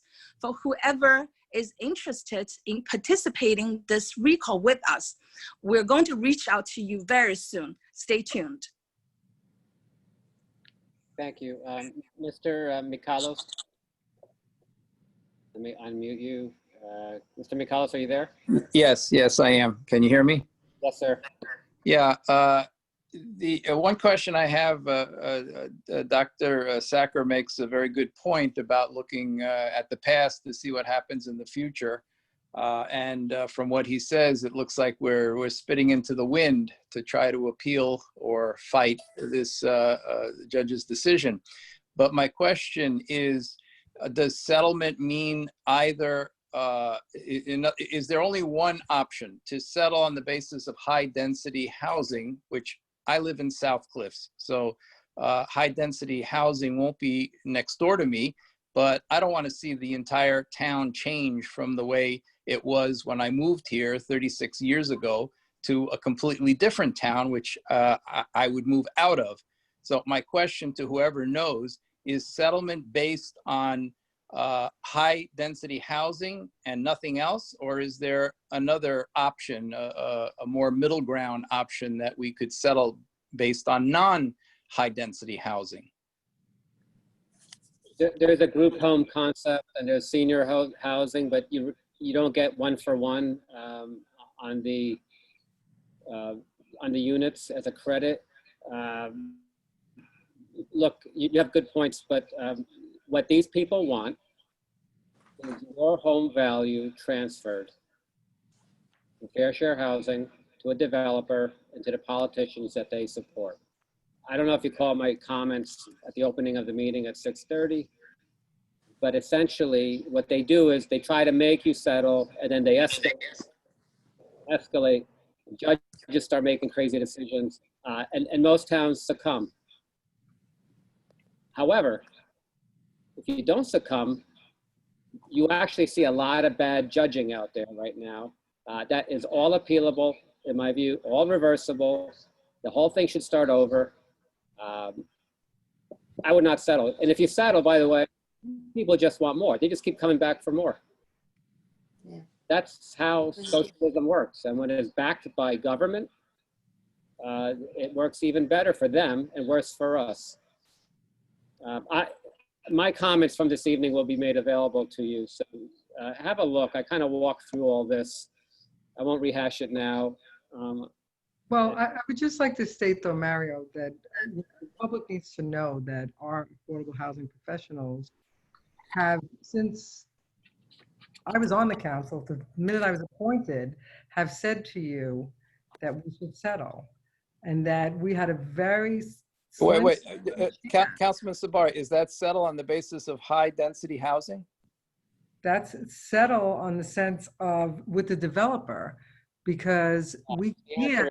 So in other words, allow him to build. Can't get herself to say what she actually did. Would you like to hear my answer before you interrupt me? Don't answer. The question was. The problem is what the residents don't understand, Mario. What the residents don't understand is that the 800 Sylvan property is no longer part of the RDP. It's been moved into unmet need. And I think I've heard my answer. Thank you. I'm going to mute myself. Okay. Well, that's usually the way things go. When people don't like what they hear, they don't want to hear the answers. So Well, I'm even sorry worse. that it's not Even worse. what you'd like to hear. But the truth is that we've been given professional advice that it is to this town's benefit to try to come up with a settlement that works for this town. And that's all we're trying to do. It's even worse than that, Debbie, because when you became a councilman, I didn't agree with you. And the first thing you did was tell the lawyers to cut me out and cut Councilman Wu out. That and would not be Councilman Farrow out. That would not be true. And if you That look is absolutely true. closed You session, lied for years. You didn't tell the public who you were, that you're a convicted felon, and now you're running our affordable housing. Terrible. And by the way, you must be so Now threatened that- to try to dig up something. I'm going to mute you because I'm speaking now. But our council majority and our lawyers Mario, basically say, look, who needs to President Trump and You need to Secretary of stop Housing Affairs, Urban Affairs, Ben Carson, came out with an executive order that would help us. They're like, well, that's not part of the New Jersey system. It's federal. Yes, exactly. It's federal. Go to federal court, assert my constitutional rights to due process. And I think No, our attorneys did look into that and they did render an opinion No, to they it. did not render an opinion. They had 3 weeks almost to do this, and you didn't let them do it. What do you mean I didn't let them do it? Look, we have other avenues. The problem is, Okay, and you know everyone what, you're right. recognizes Let's that- just open to the public because Let no me matter just what I, finish. The problem here is that you're not going to find a law firm in New Jersey who could do this and go up against 40 years of nonsense. This is the problem because they all have influences or are influenced by the state government because they do work for the government in some capacity. It's unpopular. We should go outside of New Jersey and do this. Does anybody else have their hand up? Because I'm not seeing you anyone. need to stop muting the council members when you don't want to hear what they have to say. That's not Yeah, acceptable. you can speak after me, but not while I'm No, speaking. you basically cut me off. You need to stop that. Thank you. Mrs. O'Shea's got her hand up. I am going to unmute Mrs. O'Shea. I had that little hand clapping down below, but I don't think you saw me. I have a couple of things I would like to say. When you were talking about the basketball court, I'm not familiar with the when the basketball court was built. I remember when it was built and it was a basketball court, and then they were flooding it in the winter to make it an ice skating pond. But at the same time, in 1970, the council and Parisi Sr. was running as council. They were looking to get Green Acre funding to do the nature center, which ran from the basketball court up all the way up to the top of the hill to the cemetery. And they had it all drawn out with paths and benches and plantings and all this and that. And ultimately they turned it down because they didn't want to accept the Green Acre funds because then the property would be open to everyone, similar to what you said about the basketball court. Once you accept the county money, you cannot restrict the area just for your residents. But I don't recall that was the issue with the basketball court or with the playground on West Bayview Avenue. Following that same line of thinking, I saw on the agenda that you were looking to accept money for Johnson Avenue from something. And I was wondering, are we going to run into a problem with the Johnson Avenue field if you accept grant money from the county or anybody, that Johnson Avenue field now will be open to non-residents because that field already is overused. And if there was improvements to be done with that, I don't think we should be accepting money from outside, which would require us to have other people use the properties instead of our residents. So I don't know the answer to that part. Ms. Duffy, have you looked into that? Yes, and it would be the improvements to the field, which is the perimeter around the grass area. Yes, it would be open to anyone from the public. The open space that we would be creating, picnic areas, sitting areas. The mayor wanted a workout area. Yes, that would be open.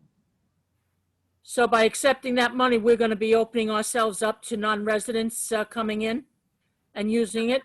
Non-residents already utilize the park, the fields, and. So, Lizette, I'm sorry, you apparently don't have your volume turned up. It's I very actually hard to hear you. I have it up on 100. Well, Outside, non-residents do utilize our fields. They have Frisbee, football, not scheduled games, but they do use the open field inside and the playground.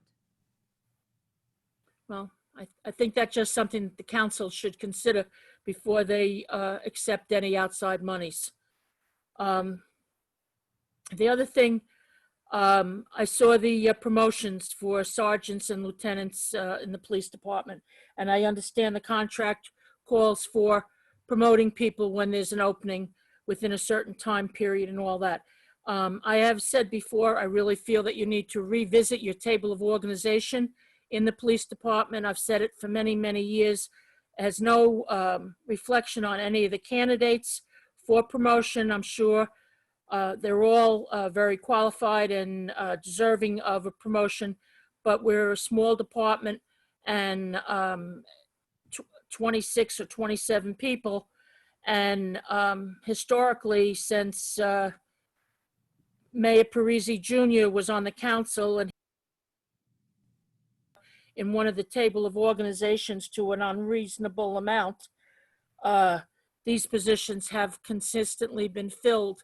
And I think that we need more patrolmen instead of more white shirts going around as officers, although they might all be very qualified. I just feel that's a matter of opinion on my part. Also, in the censure document that was in Resolution 132, I saw issues regarding volume of work. And another thing that I have always repeatedly stated, I think each person should have one job responsibility. The borough clerk should be the borough clerk. There should be a borough administrator. There should be a administrative clerk. There should be a secretary for the Board of Health. There should be a records clerk. There should be a secretary for the police department. All these people trying to do double jobs, and then you say that people don't have time, especially when most of the positions are a 30-hour work week. You can't get 2 40-hour work week amount of work done that 2 people would do in 2 40-hour work schedules in 1 30-hour work week. And until you decide to have one job per one person and have a 40-hour work week or a 37.5-hour work week for each position, you are consistently going to have people, employees, complain that they can't do the work that's required of them. All right. Regarding the minutes, when I was on the council for 2.5 months at the end of 2018, I'm sorry, 2018, after I was off the council, I put in an Oprah request for the closed session minutes that I was part of while I was on the council. When I got the request back, they were redacted, which I found incorrect because I was in the meeting. And even at that, they were wrong because one of them stated that I wasn't there and Carol McMorrow was there and she was off the council. Okay, so people that approve the minutes don't even read them and know who's there.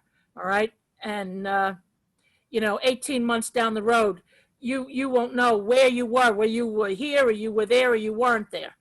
Okay, so I really think those should be done every month.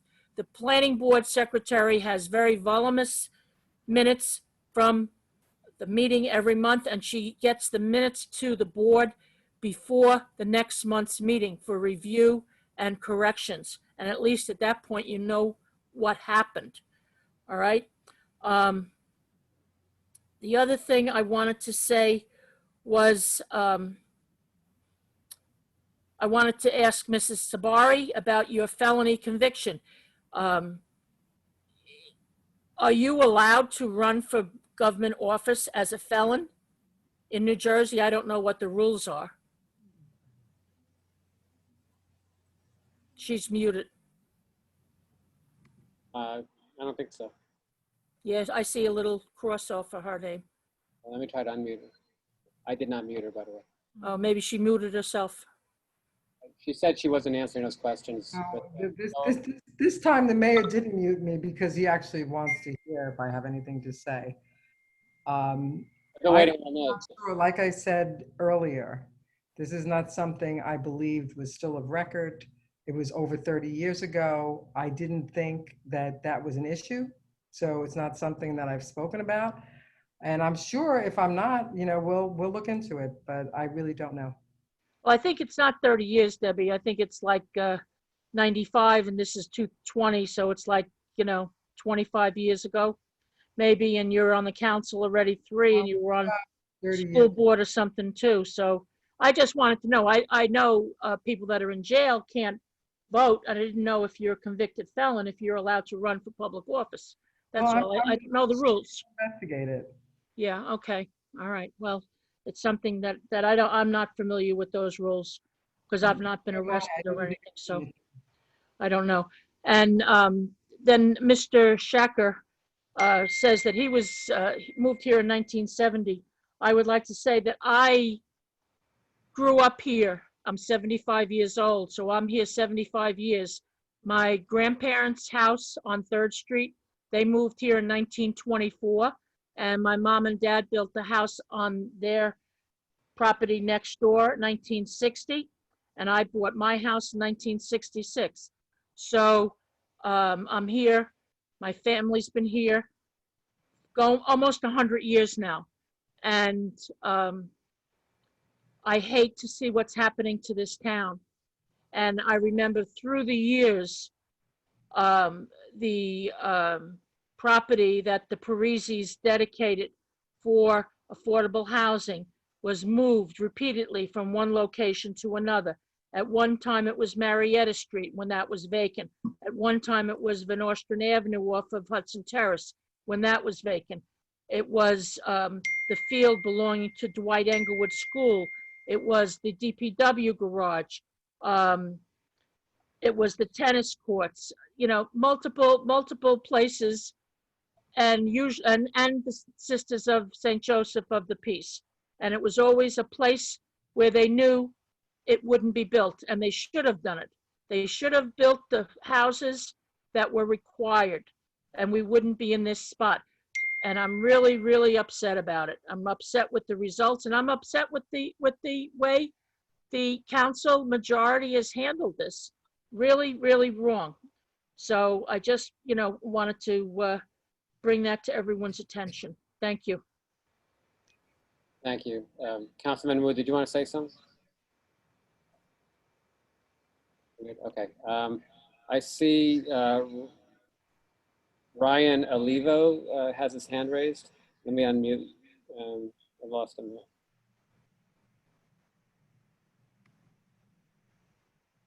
Mr. Olivo, I tried to let you in, but you just disappeared. Okay, who else has their hand? Oh, there is Mr. Olivo. Yes, sir. Can you hear me? Yes, can you hear me? Yes, sir. Hi, everyone. My name is Ryan Olivo from 726 Floyd Avenue. I moved into Englewood Cliffs a couple months ago. First, I'd like to praise what Dr. Thatcher said. Just very well done, sir. I hope when the pandemic is over that we can invite you over for coffee one day. Now, look, everyone, I'm not someone who's able to say that I've lived here for decades, and that notwithstanding, I want to make it very clear to you all that even though I do have the ability to engage in this on the merits of technicalities of overlay zoning, state level preemption, other legal considerations, I won't. Why? Because when I hear this rhetoric from other residents on this call, catastrophizing the issue of affordable housing, comparing settlement to doom, and expressing fears of a changed town, it's clear to me it's not about economic issues at all. Or how is appealing a settlement a fiscally responsible position when the taxpayer, all of us, are footing the bill in legal fees? It's not about property values and taxes. It's about people we're trying to keep out. This isn't about the mayor either. The mayor came into the picture after 40 years of Democratic control. It's all of you. I am so appalled because it's about racism. This mentality that all of you can say you've lived here for 40 years, 70 years, before going on a rant about a changed town, while continue a legacy of exclusionary policy in the face of everything that's happening nationwide. Shame on you all. Dr. Satcher is correct. On the grounds of common sense and precedent, this, appealing this lawsuit, appealing this settlement is gonna lose, period. I am raising my voice though to bring in the moral lens, which astonishingly has been left out of the picture. Again, shame on you all. The basketball court issue, by the way, a different side of the same issue. It's not really complicated. Yes, I understand the concerns that we foot the bill and therefore we should feel, hey, shouldn't we have more access to it? Shouldn't we keep people out who don't pay for it? But the idea is we can use basketball courts in other towns as well. People can use libraries of other towns if they actually register for it, etc. There may be an issue of overuse, but that aside, and yes, the town can have reasonable policies to actually control how it's used, the time, have restrictions on it to make sure it's well kept, everyone's safe, sure. But this little debate about how to keep out non-residents, really? Are you going up to people and asking them for their addresses? Or could it be that their appearances somehow raise scrutiny on your part? I raised that question because I don't want anyone to forget here that even though we're in an enclave, a little bubble right here, there is a lot happening nationally that is relevant to what's happening in this town today. And I encourage all of you to take a look within and really think about these issues and how they apply to how you're treating this issue, which is about keeping people out. It's not about technicalities of property values or taxes. It's about keeping people out. Thank you.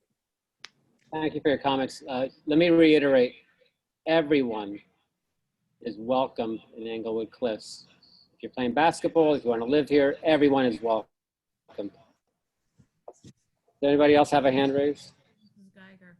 That's definitely not what your speech said, Mario. I'll tell you that much. No, And but I told you how I felt about your speech. I disagree. Yeah, I know, thank goodness someone got up and spoke and said exactly what I said about your ignorant statements in the beginning, that you make our town look awful. And thank you, sir. We're not all like that. So I appreciate you getting up and speaking. Mr. Aversa, now you're pandering, right? Because it's okay, Mario. I'm pandering because somebody had a voice. Thank you. Are you finished? Yes, sir. Hello? Are you finished? Hold on. So let me just reiterate. Hello? The right to not be discriminated against doesn't mean the right to live wherever you want and other people have to pay for it. Okay, that's the distinction that New Jersey misses. Everyone is welcome here. Everyone. I don't care if you want to play basketball, if you want to live here, if you want to ride your bike through, you're all welcome. Everyone is welcome here. What I don't want to do is work my life, and other people have to work and allocate their home values so a developer can make a fortune and cram in, destroy the environment. That makes no sense in a town like this. We don't have a lot of infrastructure here to support doubling our population. Hello? Hello? Hold on, I'm not done. Anybody else? Yes, I see a hand raised. Ms. Geiger. You need to unmute her. Unmute yourself. Okay. Thank you. First of all, on a separate subject other than affordable housing, I want to comment about the fence that has been erected around the police department. I have always been an advocate of the police department and have been very pleased by the level of community policing that our police department has always initiated and taken pride in.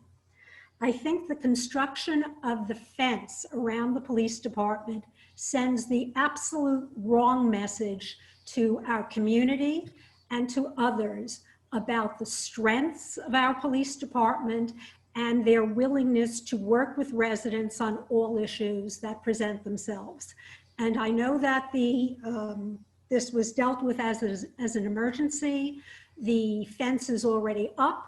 $28,000 has been spent, but it really was not an emergency. No one crashed the police department. No one raided it. There were no threats that I, as a resident, was aware of. And I think it was the wrong thing to do. That's one. Number two, about the affordable housing. I'm sorry, but I've listened for many, many meetings to very misinformed residents. The settlement, which I am in favor of, is the only thing that will stop the overlay zones from being built with throughout the town. 1000 Sylvan Avenue can be developed with high density housing if there is no settlement. If the new owners, if they wish, if it is sold to someone, can come in with a builder's remedy suit, just like 800 Sylvan did, because until we have a settlement in place that's protective of the rest of the community, any property can be developed. So people should not look at a settlement agreement as something that will destroy our town, but rather something that will protect it in the years to come. That's the first thing. Number two, as far as Mario's threats about high density, high rise housing going throughout 9W and destroying our town, I take singular offense at that. I've worked too frequently with the many green groups who are protective of the Palisades. And if you hadn't already noticed, they have added themselves as a party of interest in this case. They reached a settlement with 800 Sylvan as far as the maximum height of that particular development. They are not going to sit by where they demonstrated their willingness to constrain the height of the LG development and let other developments destroy the Palisades. Number three, the federal regulations that the mayor speaks about. I read the president's executive order. I read all 65 pages of that order, and nowhere does it deal with a community such as our own. The only place that communities such as our own are dealt with are in the president's own press releases and not in the executive orders that are promulgated by his departments. The executive order dealt completely with those communities that receive federal aid for housing. We do not, and we have no reason to assume that we will in the future. The other item that I want to talk about is the 600 units. Ms. Chen spoke about 400 units. 400 units was the settlement. 600 units was the proposed MOU. 600 units is what was approved by the court for affordable housing for 800 Sylvan.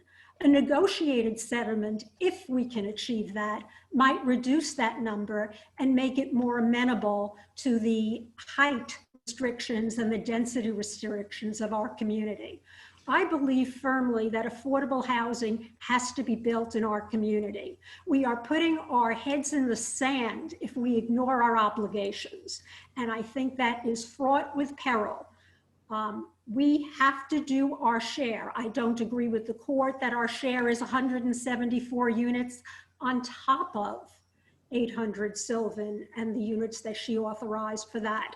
But we have to build. And anyone who thought that 77 units was sufficient was wrong. And we have seen now the numbers grow to well over or approximately 300 units instead of the 95 units that existed in the MOU.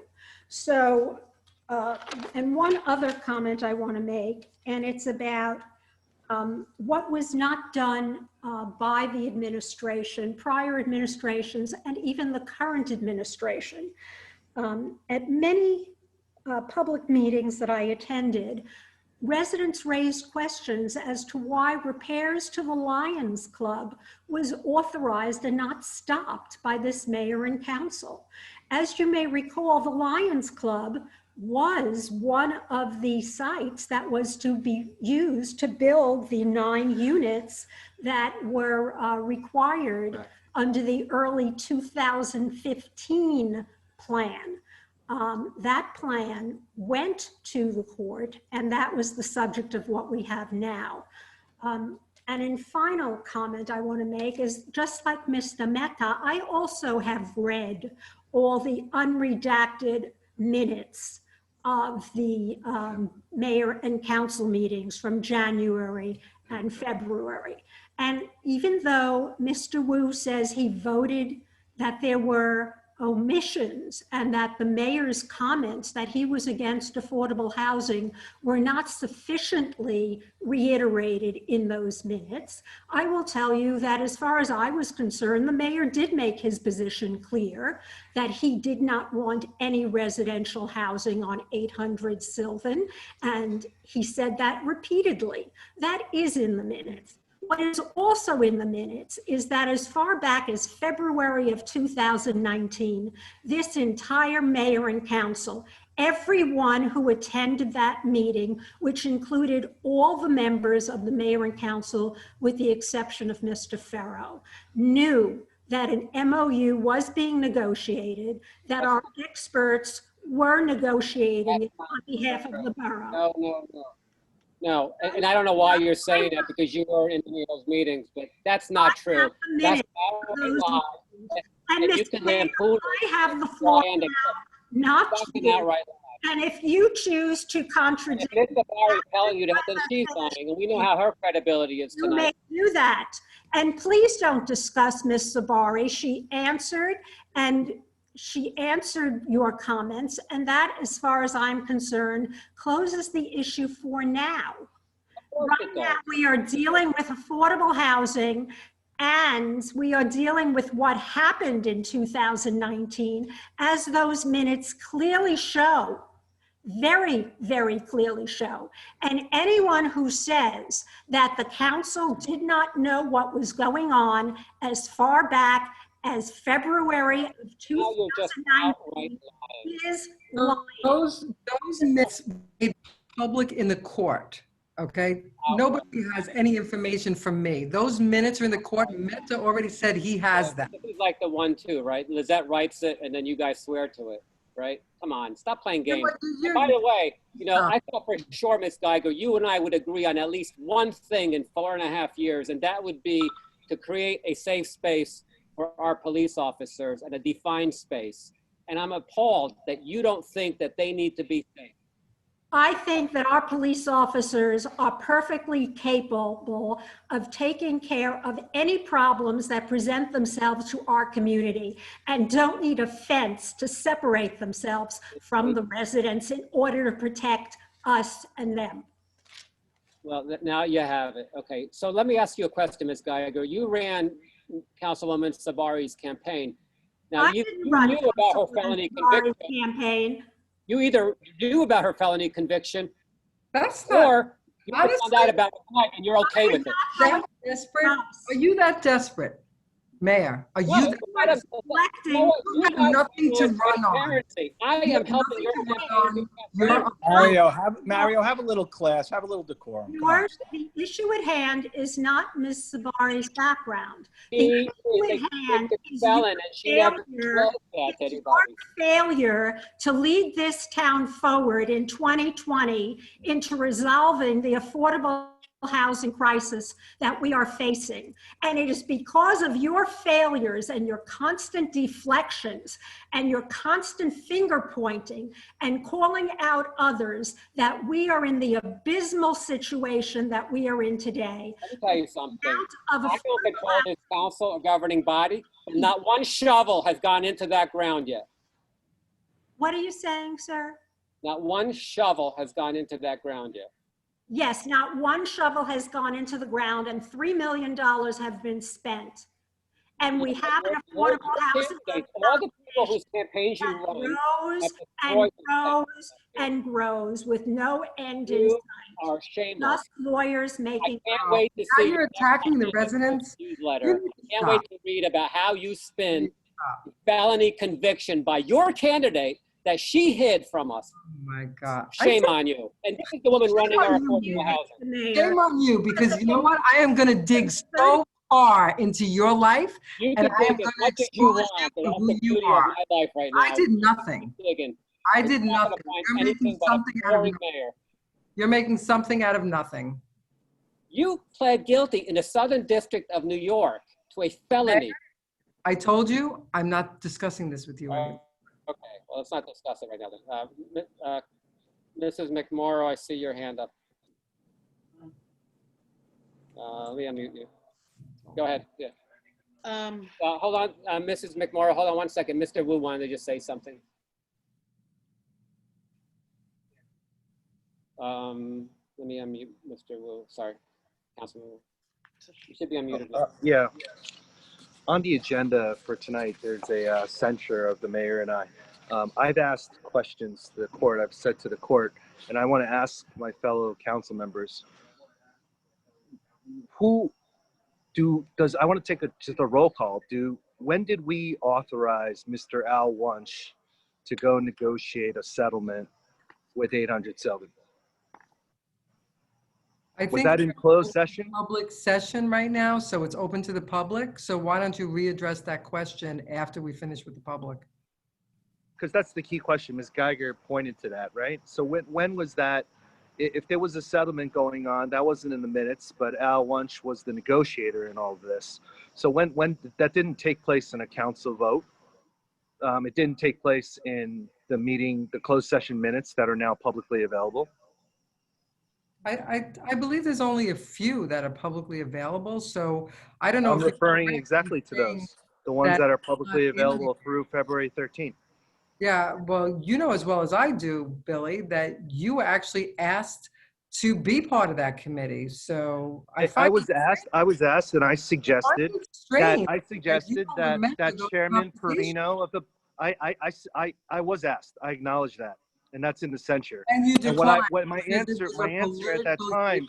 answer at that time was the chairman of the planning board, Russ Perino, and former council president, Carol McMorrow, have worked on this since 2016. And I said they're the most qualified people to continue working on affordable housing on behalf of the borough. Okay, Billy, I'll review the minutes for you and I'll let you know exactly what had happened. But in the meantime, can we please open back up to the public? I just wanted to address the residents' comments. Thank you for doing that, Councilman Wu. Thank you for doing that, Councilman Wu. I'm finished. Are you finished, Councilman Wu? Okay, thank you. Mrs. McMorrow, you have. Okay, good evening. Can you hear me? Yes. Okay, Carol McMorrow, 489 Summit Street. Is Mr. Benica still here, Mayor? Yeah, I'm here. Okay, hello, Mr. Benica. I'm going to have some questions for you in regards to what I'm reading on this agenda. Mr. Marinello is here. You don't have to address him to Mr. Benica. His name is Bonica, by the way. So are we getting billed by both of you right now? Yeah, that's what I do, Mario. You look at my bills. You can see whether you're being billed by both of us. Look, why don't you look for the August minutes, my bill. You can look at it and see if we billed you for both. Well, you joined the meeting and you didn't even identify yourself, so. Neither did anyone else who joined the meeting. No, but your attorney did. Just let her ask her questions.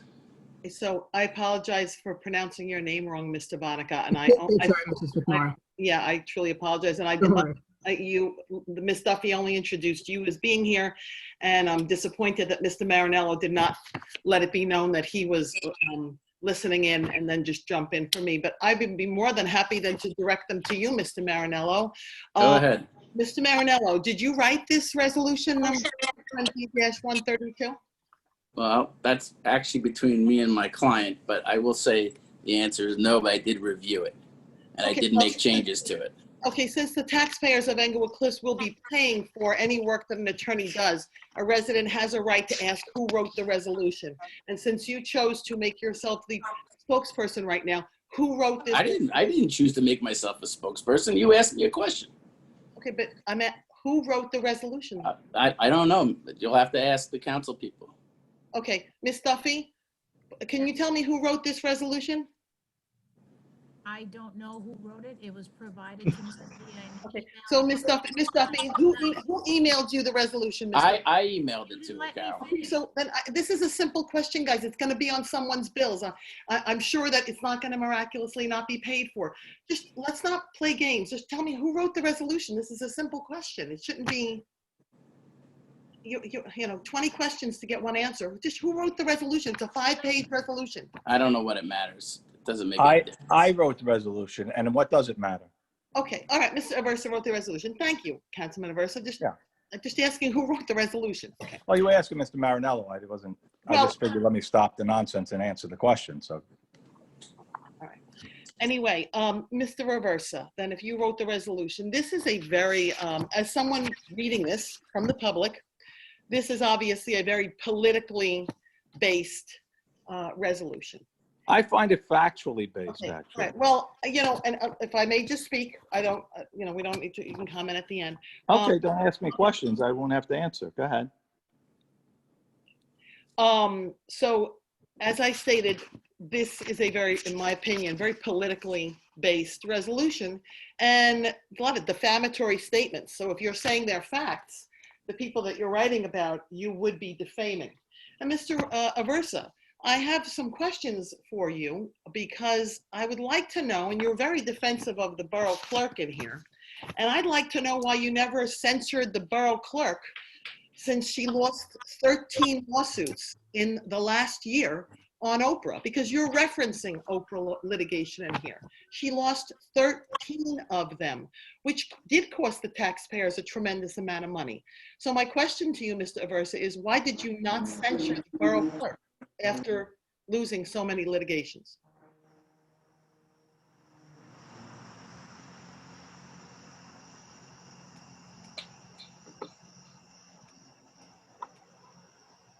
Hello? Hello? Can you hear me? Yes, I can hear you. I don't have an answer for you. Why don't you turn your camera on, Ed, so we can see you? Okay, That's okay. So I know you miss me, Mario, but that's okay. No, actually, I don't know if we have a quorum from time to time because I That's can't. okay, Mario. You keep using that excuse. So basically, whatever happens at this meeting might not be valid. Please let the residents speak. Yeah, thank you. I appreciate if I can just make some comments here. So Mr. Aversa, as I stated, Ms. Duffy lost 13 lawsuits. I've not seen it on any agenda as to how you are handling that yet, and I've not seen any censure against the borough clerk. I did see in the minutes that were disclosed and uploaded onto eCourts, made public, how Ms. Duffy wrote her own minutes for her own disciplinary action, which I was shocked at the content that was written in there. And there was one specific sentence that Ms. Duffy wrote where she stated, Ms. Duffy stated that if an invoice looks questionable, she has every right as borough administrator to look into it before it's paid. So I went back while everyone else was speaking and I pulled tape number 78. Tape number 78, Mr. Aversa, I'm sure you remember that. That is the tape where Ms. Duffy colluded with Chief Chaffee, yourself, and Councilwoman O to set me up. And I will quote Ms. Duffy when she wrote, when she stated, when Eddie was here, the bill happened to be on my desk and he saw it and said, "What's this?" I said, "Ed, I don't know. I'm trying to find it." So what we have to do, so this is the borough administrator saying to the chief of police, so what we have to do, I have to get it on the October meeting. Gloria has to come in, sign the vouchers, and say, "I want a copy of this." Bring it up at the October meeting. Mr. Aversa, do you think that that's proper protocol for a borough administrator to collude with the chief of police and 2 other council members, including yourself, to set up the then council president? Do you think that's proper behavior? I don't know what you're speaking about, Carol, so I can't answer you. You don't know. Well, you voted to dismiss her charges. You were involved in it, Ed. I just want to add one clarification. I want to add one clarification, and it's important that I do this. The police chief that Mr. Morrow is referring to, the former chief, Chop, not the current chief, Chief Hankelman. Fine. But I'm just saying, I see a lot of censures in here, but I don't see you censuring the borough clerk who, Mr. Aversa, you know you have a business relationship with and a conflict of interest, which you have repeatedly been voting on matters concerning her, okay? That's another thing. And the two borough attorneys are here. They have been made aware of it, and they have an obligation, if they hear any types of wrongdoing, to be looking into that as well, and not to be partisan and only looking into things that may further their own political party. That's number one. Number two, there was an article written for the Galloway Council where they voted to censure a council member that walked out of a meeting. So I'd like to ask the two borough attorneys that are sitting here who were present, well, Mr. Bonica wasn't present at maybe, well, I think you were present at one of them also, Mr. Bonica, where you had 4 council members walk out of 2 meetings. So why aren't they included in this censure as well? Because in Galloway Town Council, they voted to censure the individual that walked out of the meeting, saying it was an improper action. So again, You want the answer? Yes, I would love the answer. Okay, I don't know what happened in Galloway Township, so I can't speak to that. But I know what happened in this town. And in this town, the mayor, who has run amok with the Zoom, muted me when I tried to ask a question of the person who was, and then threw me out of the meeting. Okay. I don't know if that happened in Galloway Township. Listen, I just asked about the 4 council. I don't know what happened in Galloway Township. If one of these Republican council people wants to make a motion on that at the next meeting, they can go ahead and do it. My guess is it would probably not pass, but hell, they're welcome to do it. Well, the point is, if there's improper behavior going on, it should be looked at all, right? I mean, then they can make a motion. Not everybody's responsible for making their own resolutions. Hold on, let me just add one. Hold on, if I may, I just need to finish.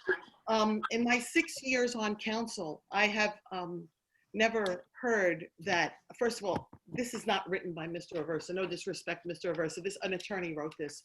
But I've never heard that we are allowed to expend funds and incur fees without first talking about it. So if you wanted to put it on the agenda to discuss the possibility of having a censure against the mayor or councilman, it's within your right to put it on the agenda and speak about it. But to just come like this and write this 5-page politically based, clearly filled with what I believe to be a lot of falsities.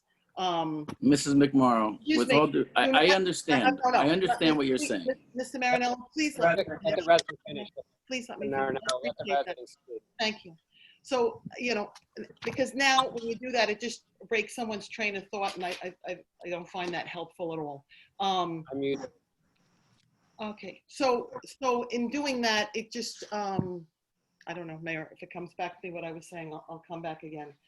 What I wanted to touch on next was the also false statements that were made by Councilwoman Sabari and Councilman Aversa, and also Ms. Geiger. Now, I don't know if Ms. Geiger is getting wrong information from Councilman Sabari. I don't have any idea, but I have to address this as somebody who was the COA liaison for 3 years. I am very concerned by the minutes that were uploaded, the content of the minutes that was uploaded due to my litigation asking for closed session minutes. And shame on the borough clerk for waiting 18 months. This is the second time she's been sued asking for minutes. Okay. And in fact, I think she was sued by John Paff once before. So shame on the council for not holding her accountable to doing her job and fulfilling her responsibilities. She's getting paid a lot of taxpayer money. That being said, in the October 10th meeting of 2019, Mr. Serenian, and I'm not going to quote what he wrote because it's now been redacted. I'm going to respect the fact that the attorney recognizes that a mistake was made and he asked for it to be redacted, and I consented to that with my lawyer. But for those that read it, they know what it says. And there's something in there that was told by Mr. Serenian to all of you of what you needed to do. Now, that was January 10th, 2019. I already know what the answer is as to what he directed to you to do. You didn't do it. And Ed and Gloria knows what it was because they were in the room with me back in 2018 and 17. End of 17 and throughout all of 18, when he also told us to do it, and we were working on it, and they are aware of it. So for them to sit here and lie right now, and see, that's what troubles me with the residents that don't know what's going on, like the gentleman on Floyd Street. This has nothing to do with not being inclusionary. It has to do, of course, we are inclusionary and want to fulfill our affordable housing obligations, but you have to do it. You have to fulfill it. And the council that took over in 2019 dropped the ball. And their own minutes from the January 10th meeting substantiates that. It confirms it. So what I can't understand is how long is this charade gonna go on trying to deceive these residents that clearly see right through you? Councilman Aversa, you stated that you did not vote on a 77-unit plan. You did. It was resolution 19-. I never said that. You just. No, I said I never voted on an overlay plan for East Palisade Avenue. You did, Councilman Aversa. You did. No. You did. Yeah, I have to disagree with you, but Ed, I'm going to tell you right now, okay? I'm going to tell you, I did not even put the connection together with your property on Palisade Avenue until it was brought up after the fact that I was off the council. You never recused from those discussions. You were in the room with us, and shame on you. You should have said and walked out of the room. Big deal. You had a conflict. Walk out. But own up to it. You made a mistake, and just say, but don't tell me you weren't in the room when we talked about it, because you were. Okay. I didn't say that. What I said is East Palisade Avenue was not on that. Yes, it was, Ed. It was one of the three. It was one of the three overlay zones. And Councilwoman Sabari is sitting there lying, stating that the entire town was an overlay zone. Miss Sabari, you do not have a clue of what you are talking about. You are making things up as you are going along. And if you would have had the decency to include Chairman Perino and myself, I can guarantee you, you would not be in the abysmal state that you are in right now. This is because you took over, you thought you knew everything, and you made tremendous mistakes. And the entire town is paying for your mistakes, okay? Not because we don't want to fulfill it. We want to fulfill it, but you did not follow the proper procedures and do the work that needed to be done. And anytime you want to have this conversation in public and we are allowed to speak everything, I will go and have that conversation with you publicly when we are able to, because I know the facts better than you do, because I passed the baton over to you and you dropped it, Debbie. You dropped it. Carol, that is the biggest crock of manure. No, it's not. And Mr. Serenian knows the truth. What? And No, he knows the that's truth. what you do. You wave accusations to the I'm not rest. waving anything. I sat in that room. I sat in that room. Shame on you. Things changed from the time you sat in that room. Because you started a settlement on January 10th, Ms. Barry. That's what When did you go out to the public? When did you go out to the public? Talk about transparency. Don't deflect. That has nothing to do with knew we were having a problem. I'm not going to argue with you. Right? You don't Because- know what you're because talking you didn't do your about. job.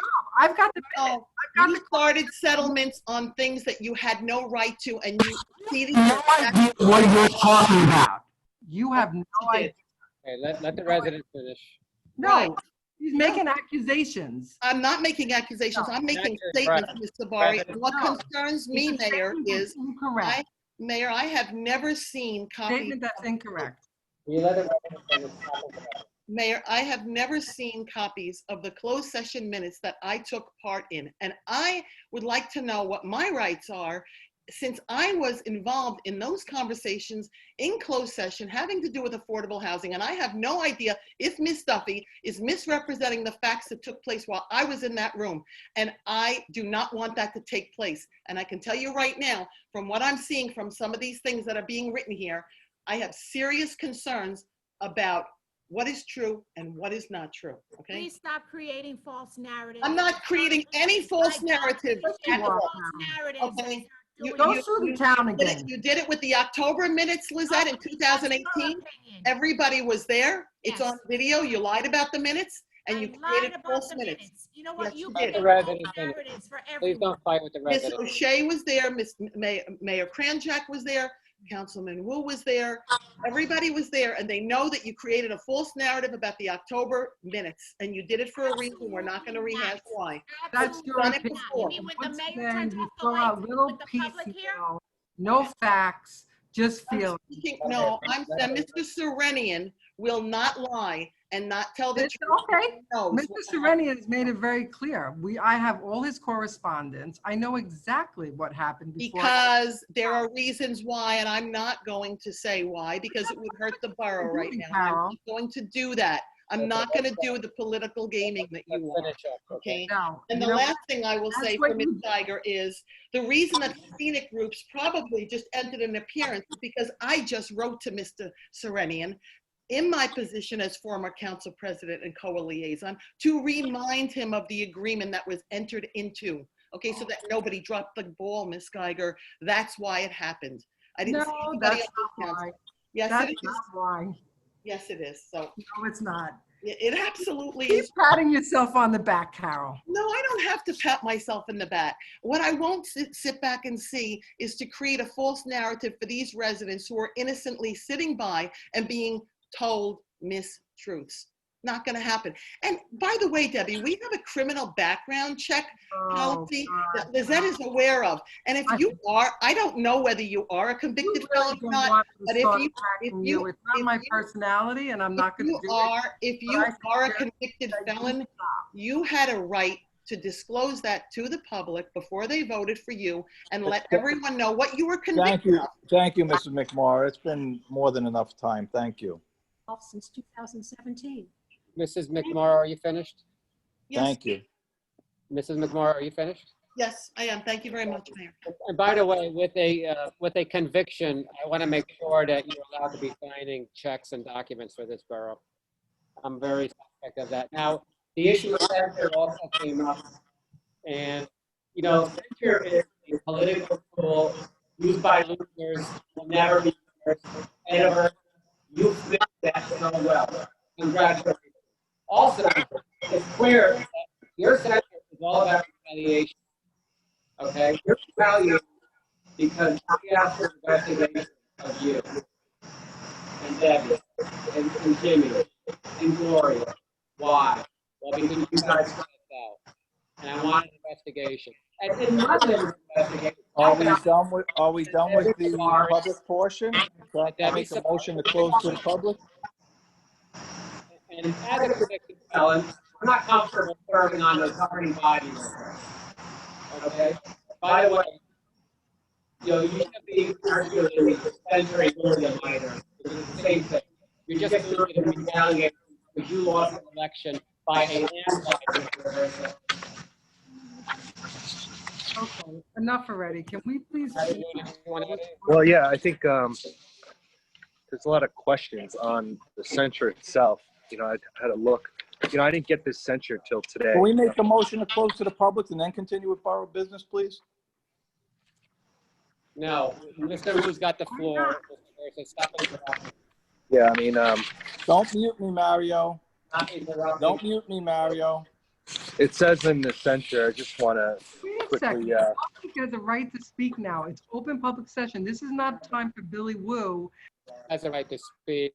So look, why don't we close to the public, Mario, like we're supposed to, and then we can let Councilman Wu No, speak. because this came up right now, and it should be addressed because we're going to lose a lot of people in a few minutes. I'll make a motion to close to the public so we can move forward. No, let me finish. I think the resident asked the question earlier. Clearly, Mr. Versa, I don't think you wrote this. This was clearly written by a lawyer. Okay, Billy, but that's your opinion. And just the way it's written, you know, just for the public, you know, everyone here can read English. For it to be written saying that Councilman Wu, with the mayor's blessing and cajoling, attempted to introduce 2 resolutions. I introduced 2 resolutions. It didn't require any adjectives describing the mayor's cajoling. That was not how it happened. Happening now. So What's that let me gotta ask do you a with- question, just relative to what I'm being, relative to what I'm being censured for. We'll allow you to speak. You can speak to the residents about your censure. Let's just close to the public so that we could move on and you can give your speech. Let William speak and stop interrupting him, Councilwoman So the Sabari. first line is, I undermined the borough's affordable housing case. So I question what that means, just because I have a difference in opinion about 800 Sylvan building residential, or because that we should have made all efforts to work on our own project. No, that's your spin on it, Billy. But No, but what obviously the does it real reason mean? is you Undermining, went I and mean, you sent could, letters to when you say there's no opposition facts, without when you even say talking there's- to anybody. when you say there's no facts, just writing that I undermined it, I'm not quite clear what you mean there. Well, that's Attempting to probably interfere- part of the problem, right? You didn't even know what you did wrong. No, I had my own opinion. I maintain my opinion. It's been consistent since last year. I haven't changed. So that's okay. You're entitled to that. What you can't do, though, is send letters on behalf of the town saying that you want to talk to the Okay, so opposition's attorneys. what do I do as an official when I've asked our own lawyers that are supposedly representing me? I asked them for an email multiple times. I asked you as well last Thursday on the 20th. I said, I still haven't gotten that email with the purported settlement that the judge references in one of her rulings. I've asked for this for months now, and I still haven't gotten it. So where do I go? Where do I go other than to communicate that with the judge? I have nowhere to go. I come to the public meetings, you know, I speak what I speak and I say it, but it doesn't go anywhere. So I have to let the judge know. Simple as that. That's my reason. No, well, that's your simple answer, but that's not correct, Billy, and you know it. Why is that not correct? Because you should have gone to our attorneys, all of them. I did go to our attorneys. I did write an email. I copied our borough administrator on it. And just because your opinion is not the council majority. Why don't I get a reply back from our own attorneys on a You really have to ask important them. question? You get all the information you need from our attorney. Stop spinning it, Jebby. Stop spinning it. Why don't I asked for this multiple times. You guys have copied on the emails. Okay? I know, Billy, you don't get you get everything I get, so I don't know what you're talking about. You could spin it all you want about. You don't get information, just like Mario. You whine about it, but you I'm get not the spinning. same I'm stuff we actually get. asking for something very important. And all I'm Which telling you is- is you which get is- what I get. Which is So when I the don't know what you're settlement when the asking for. settlement got restarted, there was an email which included the offer. I wanted to see that email. You got No, that. no, I did not get that, Debbie. Yes, Please you show it did. to me if We I had a did. discussion and Please closed show that. it to me if I did. You got that. Okay, I did not get that. You got everything that I got. That's all I know. Your statement is laughable. You get what we get is not true. You don't ask for things and you don't get them. We ask for things. So why don't we let the public continue to speak instead of arguing like children? That's okay. I'm done. Thank I you. never got Thank that you, Bill. email. Simple as that. It was a very important email. If you have it, Councilman Sabari, please forward it to me. I'll ask you next. You have it. The censure. No, why don't you forward it to me right now? I will. You have it, but I will forward it to you. You have it. Okay. No, I don't have it. Stop trying to create a narrative in front You of the got public. it the same There's time. no need. I This got theater it. has to I stop. don't have it. Why don't you send it to Mario? me? Really? Send it over. Billy, you're talking about theater? Are you kidding? You Send it you over almost right had now. us investigated. Are you for Send real? it over right now. Are you for real? I'd just like to add that Councilman Wu today filed something in another case unauthorized by the borough once again. It's fine. There you go, Billy. Way to go. Okay, Billy. You know what? You Mr. know what? Marinello, you don't You show don't up on agree here. with the You don't council majority. You don't Yeah, get I'm still work here. on your own. You don't get to do that. That's not how it works. This is When the why- this is attorneys are not exactly it, Billy. working, This is the problem. when the No, attorneys that's are what not you think. working for all of the mayor and council, this is my your only option. opinion. And that's a lie. As much as you don't like to hear that, that's my only option. Look, this is Yeah. probably Okay, you Bill. created, Mr. Sabari and Ed, Gloria, and Jimmy. You cut us out, and you thought you'd have this thing wrapped up by now. But Yeah, it's okay. And you have people actually believe in that too, Mario. Okay. So look, again, your censure is a political It's okay. retribution. Our council. It's okay. It's Our council. Your censure is a political retribution brought by a loser, will never be a winner. All right, I think I hand up. I'm sorry. I can't see this name. I see Miss. Okay, been muted again. This is really getting You ridiculous. did it to me too, Mario. Way to go. Mayor, if I may, please stop muting. You're interrupting. Look at the rules. No interruption. Put your cameras on. People want to see you. Stop muting the Oh, borough. stop muting. Katrubis, This is ridiculous. Let's continue. The resolution. Jesus Christ. Shouldn't you be? Mr. Katrubis? Yes, hi. Thank you, Tim Katrubis, 54 Hickory Street. I also thank you, Mr. Wu, by the way, for submitting those documents. In all fairness to the residents who are here for the first time, it's the only way to provide any sort of transparency and for the public to actually know what's going on. With that being said, I have seen this resolution to censor the mayor. And I believe as well that it is a highly politically charged document. In order to try to get it released to the press, I'm sure the press is on tonight, and I implore them to, if you're going to put this in the press, I hope you do something about Ms. Sabari's conviction, and I also hope you do something about these recalls against the council members that they were speaking about today, against Councilman Song and Councilman Sabari. I take great offense. Mr. Aversa said that he wrote this document. Well, maybe there's a conflict of interest here. I'm not sure yet, but I take great offense to him saying that this is one of the line items was that it was a political ploy by the mayor and that I had helped him.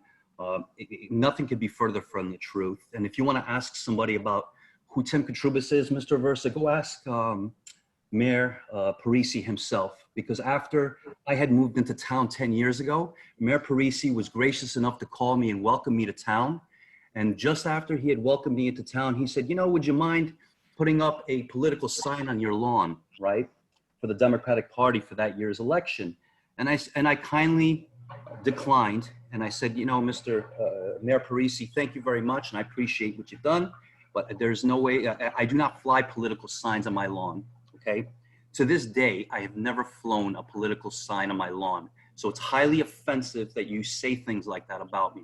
I am a simple man who is honest and hardworking. I've never taken any political interest in this town. I have spent, just like Mr. Wu, I had nowhere to go. I was forced with this recall.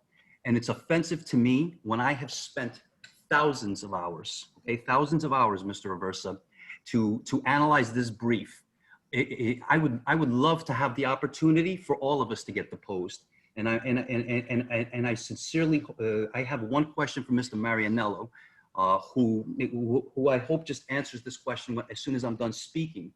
But my question to him is, he never opined on whether there was a conflict of interest for this investigation to go forward with against the Democratic Council. That's one question. I also want to let the public know that they should take careful, they should look very carefully on who the players are. Okay, you have a Karen Geiger who always speaks eloquently, and God bless her. But the truth of the matter is she's only giving you half truths. She's only telling you what you want to hear. You know, I have several pinpointed questions for Ms. Geiger. Who pays for your newsletter that goes out for $1,000, $2,000 a pop? Okay, are you so generous to pay for it out of your own pocket? Where did you get the terms of the settlement of the MOU?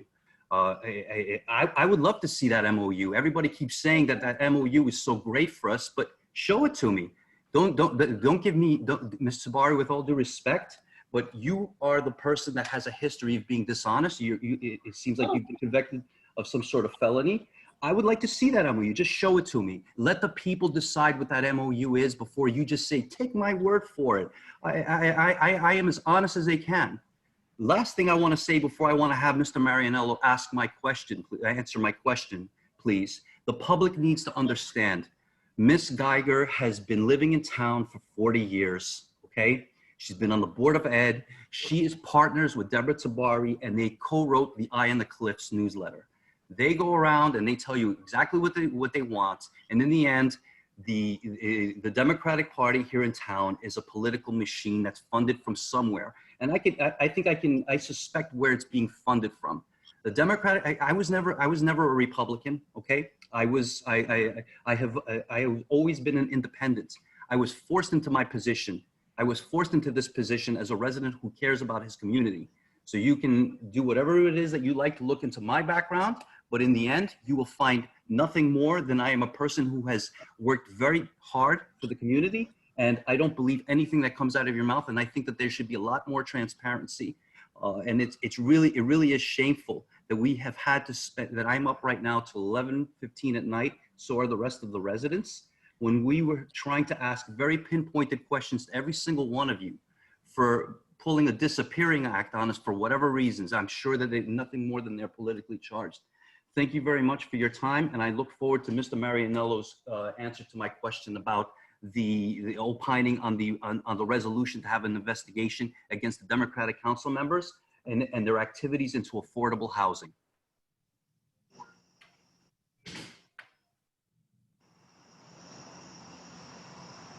Mayor, Mr. Marinello can't respond. You have him muted.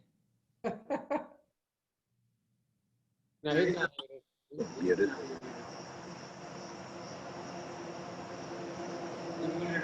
Go unmute him, please. I'm unable to unmute him. Am I allowed to speak now, Yes. Your There's a Highness? question pending, Marinello. Oh, okay. Now I guess it's okay for me to speak now. There's a question pending directed at you.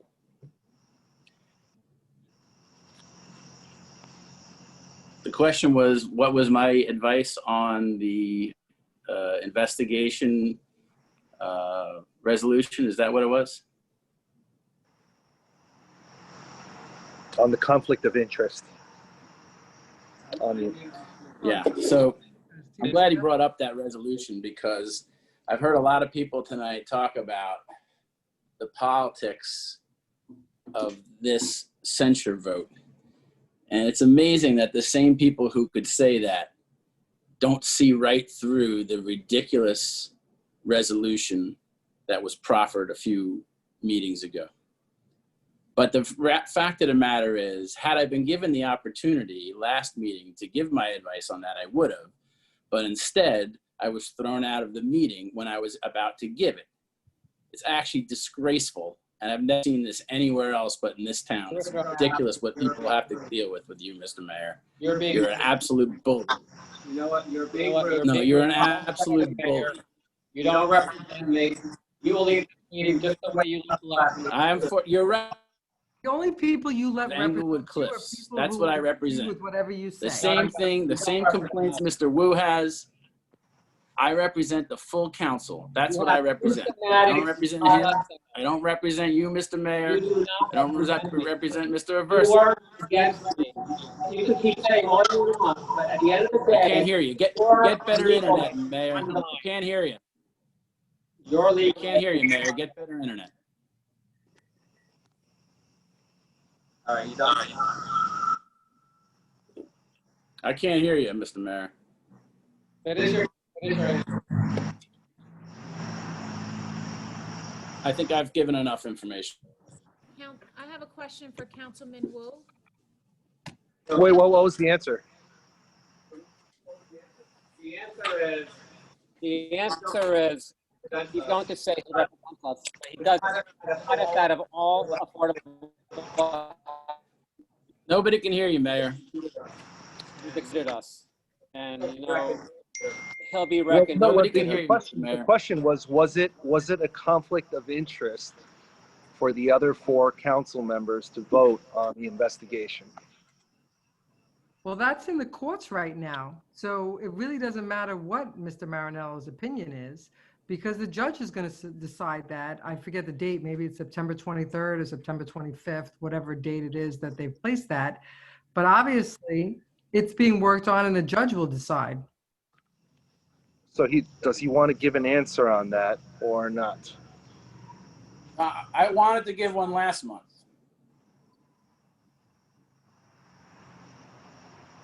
Okay, we really have to, guys, we have to move this on. I mean. Mr. Marinello wanted to give one last month, but won't tell us what it was because he was too busy arguing with me. I think we'll let the court decide it, Mr. Mayor. Yeah, you're gonna lose that one too. Just like you did the other one. Yeah. You haven't won one yet, Mayor. I wanted to ask Councilman Wu a question. Yes. Okay. Councilman, you said you copied me on an email to Mr. Wunsch requesting for an email. When was that? July 13th. Okay.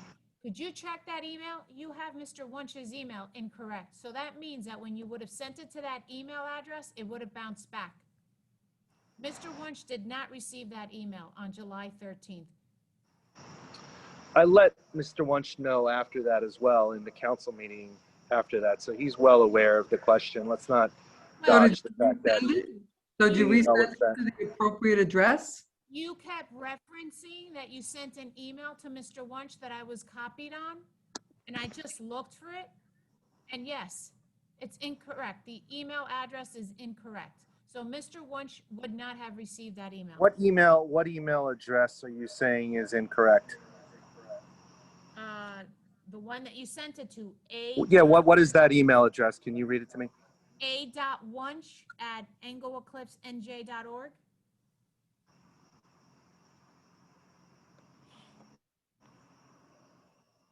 Okay, guys, can we, I see, can I move on, Mr. Wunsch? I'm going to follow up on this. I'll follow up on this, Lizette, but I still like.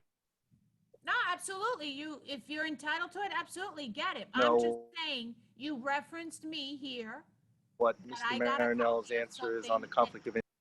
and I'm just letting you know that the address was incorrect. And also, I see that our borough attorney disappeared. No, So, he's there. where? He's there. I see, Mr. Duncan Stone. No. Mr. Stone, Mr. Stone has it. is there anybody who hasn't spoken from the public, Mayor? Yeah, that- I see Mr. Stone. Is our borough attorney still on, or did you kick him off? Matt? We actually have both of you. That's how bad you guys need attorneys. Did you kick him off, is what I'm asking you. No, he's here. Jason is here. And so is, what's his name? Marinello. I can't unmute him. You have the floor, sir. You have the floor, sir. I was kicked out and now I keep getting muted. Mario, cut it out, come on. Mr. Stone, your Raise hand it is up, let's raised. go.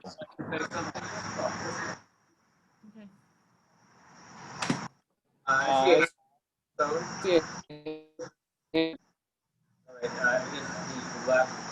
I guess he's left. Can only speak once, and Mr. Bay has his hand raised. Mr. Bay? Yes, hi, James Miles Bay, 14 Churchill Road. I'd like to just cover two things. The first subject is there was a gentleman before talking about the basketball court and high density sort of housing, and sort of was somewhat offended that thinking that the town was sort of was anti sort of, you know, but there was a certain, you know, level of sense of, I guess, racism built into this town. I totally disagree. I think this town is very diverse sort of town. And to speak on the basketball court, I've raised two children in this town. The oldest one is in college. The youngest one is in high school. And the thing is, when the kids play on basketball court, as well as use the baseball equipment, sometimes out-of-towners, you know, like even, you know, like call it grown men, say in the late 20s, early 30s, you know, etc. they come into the Johnson Fields and they use the equipment, and when they should not be actually using them, as in they should be accompanied by the town residents or what have you.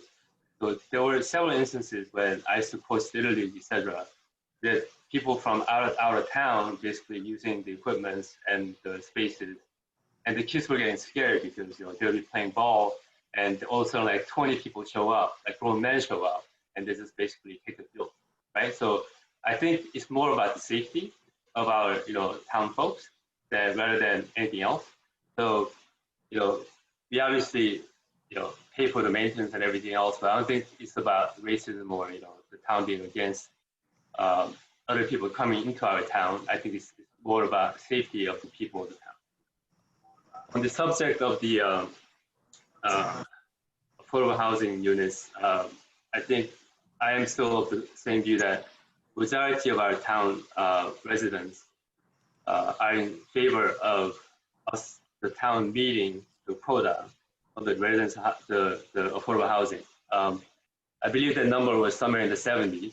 All of a sudden, it sort of went through some iterations, and I know there are stories being told from both ends, and we're currently sitting on a partial ruling from a judge that's quite unreasonable, which I believe majority of residents strongly believe that can be basically appealed once the final ruling is given.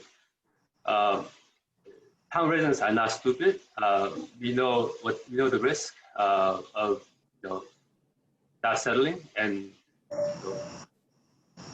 trying to continue to fight this thing. But people keep talking about the legal expenses and everything else. Just think about high density affordable housing, right?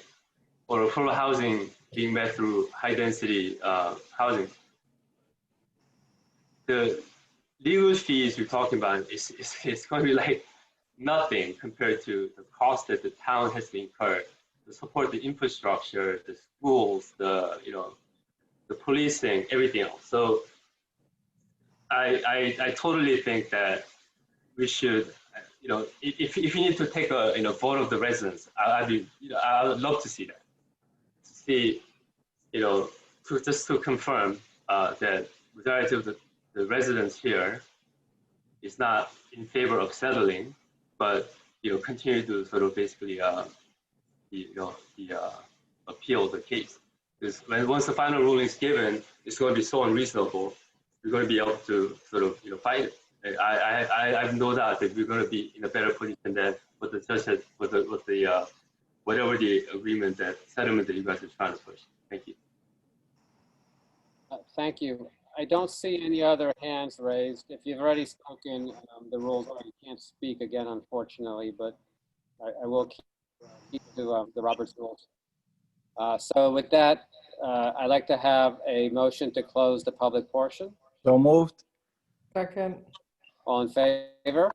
Aye. Aye. One opposed? Okay, next on our agenda are the payment of claims. And this is for the period July 9th, 2020 through August 12th, 2020. It's resolution 20-118. The total being requested $3,611,178.60. There's a breakdown on the agenda between current fund, capital, animal control, affordable housing, and escrow. I oppose any payments being made to the law firms of Marinello, Serenian, Troutner, and Wunsch. Okay, so moved. Second. Councilperson Give a roll Sparrow? call. Councilperson Sparrow? No on affordable housing, yes on everything else. I'm sorry, I can't hear you. No on affordable housing, yes on everything else. Thank you. In case you didn't hear it, it was no on affordable housing, yes on everything else. Councilwoman Sabari? Yes. Councilwoman O, Yes. Councilperson Song, Yes. Councilman Aversa, Yes. Councilman Wu. No. Okay, Mayor, it passes. Point of order, Mayor? Yes. I want to make a motion to amend the agenda to move Resolution 132 up to the top of the list. I need a second. Second. I don't think you could do that. Are you? Yes, I can. I ready to just stay on did, for another Mario. half hour? No, I just All made right, that so amendment. resolution 2021-19. No, Mario, there's a Motion. motion and a Police second officer. on the floor to amend the agenda to move 132 No, to but the you top. can't. Yeah. Yes, I can do We that, haven't Mario. created a- Yes, I can do that. Robert's Rules of Order say I can do that. I don't think you can. Special meeting is set. Can, Clerk, can you take a roll call, please? This can certainly be done. Let's get our attorney to. And 132 is your censure, your like crybaby resolution censuring the mayor. You can move that up, Mr. No, Mayor. like It's I allowed to said, be moved up. You're a loser, you always be a loser. And you're such a gracious winner, Mario. Man, you are such a friggin' baby, Mayor. How you get these minions to follow you is unbelievable. Can we It's take the ridiculous. vote and let's They're move as the little as you are. At this. Mr. Monica, you stay on. Mr. Marinello has left the meeting. That's okay. We don't, right now we're good. So go forward, please. Throw him off again. Lizette, take the roll call, I please. did, you know why? Because it's rude. Put him back on, Mario. You know what? We're not going to let you do that. Well, we have Jason still on, so that's okay. And what, is 132 going to have a new number? What are you doing? Does that, No, it just moves to the top of the list. You don't need to have another number. Councilman Farrow, Which one is going? 132. We're voting on 132. It's the retaliation censure. My question is, my name is. I'm sorry. Yes or no, Ramon? yes or no? No, he had a question for legal counsel. Question.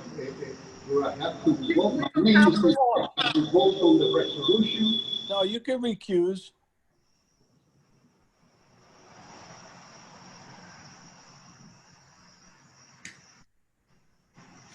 Do I have to recuse or? Okay, go on to the next person. We have all night to decide yes or no. You can do whatever you want. Yes, but in a timely manner. What was his vote? Lizette? Sabari, Yes. O, Yes. Song, Yes. Aversa, Yes. Wu, Am I conflicted on voting on this? No. No. Mr. Marinello? he was Threw him out. Mario kicked them out. That's Jason Bonica. Mr. Bonica? No. No, you can vote, Councilman Wu. Whatever way you like. No. Councilman Is there also going to be a censure of Debbie Sabari for lying to the public? All right, well, that's Felon? another day. You can go ahead and do that. Next. No, I'm not that little. Is Councilman Farrow voting? It's Oh, small. no. Just go Yeah. after something from 30 years ago when I was Congratulations. my You young lost the teen. election. Okay. This is a resolution that I'm really a big fan of, actually. Okay, let's continue with borough business, please. 119. Promotion of police officers. Hold on, Mr. Mayor, I don't believe Mr. Farrow voted. He did vote. He did vote. He voted no. Great Thank job. He There you go, let's voted no. no. Okay. Promotion of police officers for lieutenant, promotion of police officers, sergeant. Okay, I can't hear the. Promotion, What? the, 19, right? we're on 119. And I thank all the police officers who are on this, who have been waiting for this moment. I think it's a great occasion for you to celebrate promotions And also to celebrate the new department with with leadership of Ken done a great job. Captain McDermott. So I'm looking forward to this. And the promotion to the rank of Sergeant Ronald, Sergeant Colin Ford, Sergeant Stephen Hudson, Sergeant Nicholas Rose, Sergeant Simmons Thomas. The promotion to the rank of Sergeant, Officer John Flannelly, Officer Brian Peterson, Officer Jay Lee, Officer Kyle, and Officer Demetria Salajano. So with that, I seek a motion from the council. So moved. Have a second? Second. I'm sorry, who seconded? Ramon. Councilperson Pharaoh, Yes. Sabari, He's muted.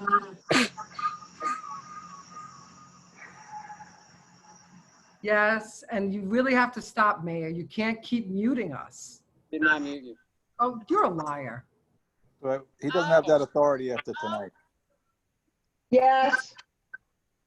Song, Yes. Aversa, Yes. Wu, Yes. passes. And I congratulate all the new lieutenants, all the new and their families. We greatly appreciate everything you do for Englewood Cliffs. Separately, you know, if we're on Zoom, you're welcome to come in person. Sorry.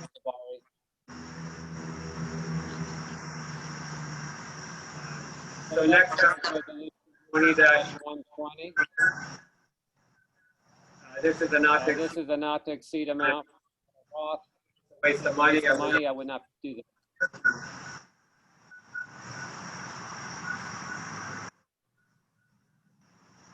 There's no motion. We'll move on. So moved. I need a second.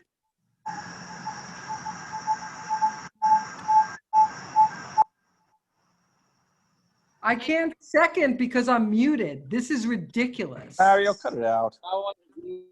No one is. We're just going to mute us so that we can't second it because you don't want to vote on it. Stop All right, being do the seconds. Let's vote on it, please. Who Come on, seconded? Ed, gotta go somewhere. Yeah, well, anything better than sitting here talking to you. Okay, Councilpersons Pharaoh, No. Sabari, Yes. O, Yes. Song, Yes. Aversa, Yes. Wu, No. Resolution 20-21. Resolution authorizing and not to exceed amount of Jeffrey Serrano. Again, waste of money. So moved. I think we could just go ahead and combine 21 to 23. No, Terry didn't vote separately. Okay, vote separate. So moved. Second. Councilpersons Pharaoh, No. Sabari, Yes.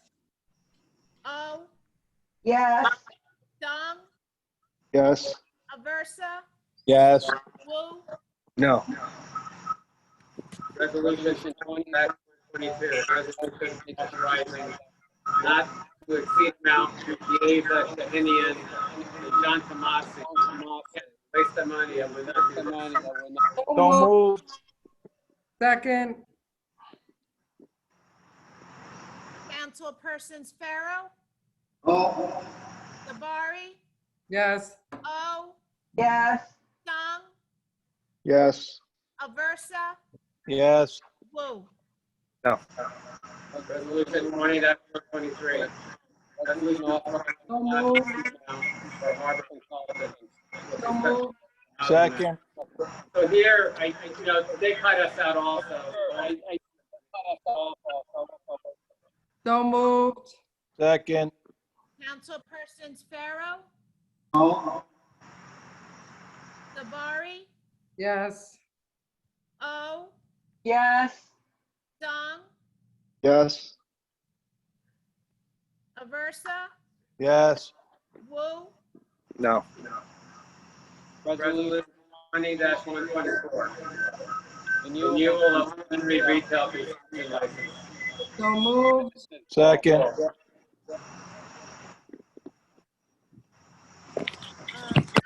Councilperson Sparrow, Yes. Sabari, Yes. O, Yes. Song, Yes. Aversa, Yes. Wu. No. Resolution 20-125. Trust fund application, municipal endorsing resolution. So moved. Second. Councilperson Sparrow, Yes. Sabari, Yes. O, Yes.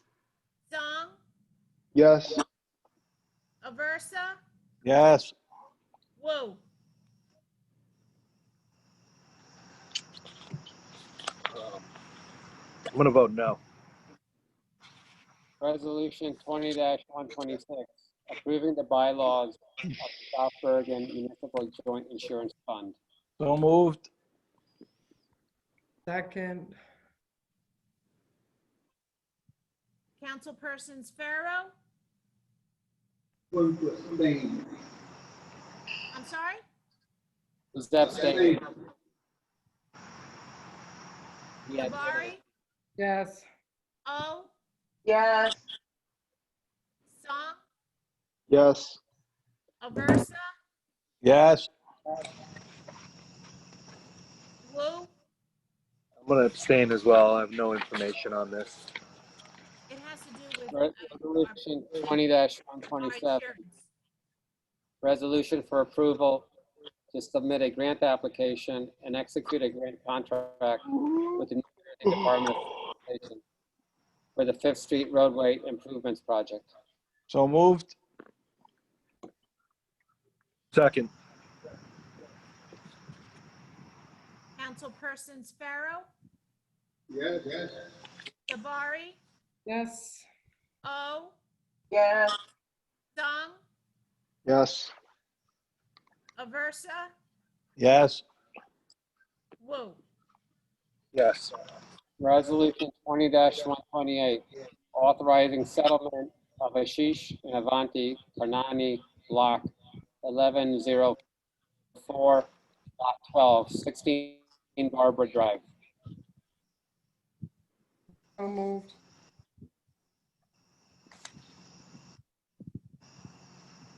I need a second.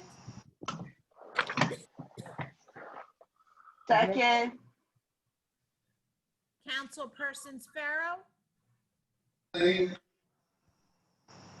Sabari, Yes. O, Yes. Song, Yes. Aversa, Recuse. Wu. Yes. Ms. Duffy, I'm just curious why we're not having the tax appeal attorneys for the borough show up at closed session to discuss these tax settlements. We've always done it that way. I believe you And would, particularly in light of us having a commercial property this time around for the next resolution. Ms. Duffy, is there a reason why they didn't show up today? it was discussed at the prior meeting, 2 meetings ago. Yeah, we used to always have an attorney take us through this. All the time they used to be the attorney. This has been since July. This was discussed back in July. He was here in July, Andes? No. No. We had, Is this a recommendation? Well, that's pretty nice. The question was, why are we not having a tax attorney show up at our closed session like always? That is a question for you, Ms. Duffy. You know, I don't want to go back and forth with you guys on this. The last reduction that we approved was for a resident. and there was no attorney present to discuss that with us either. So can we please Well, stop this forward? Councilwoman Sabari, I had asked if the tax appeal attorney was needed, the one you're referencing. And the resolutions were read after I gave them to the governing body along with a correspondence. And for that particular matter, I was told no. Who did you ask? I understand. Did our attorney make a recommendation that this is a settlement that we should be? Who did you ask, Ms. Duffy? I don't hear. Did you ask me or did you ask Ms. Sabari? Well, why don't we just table it then until the attorney is here then?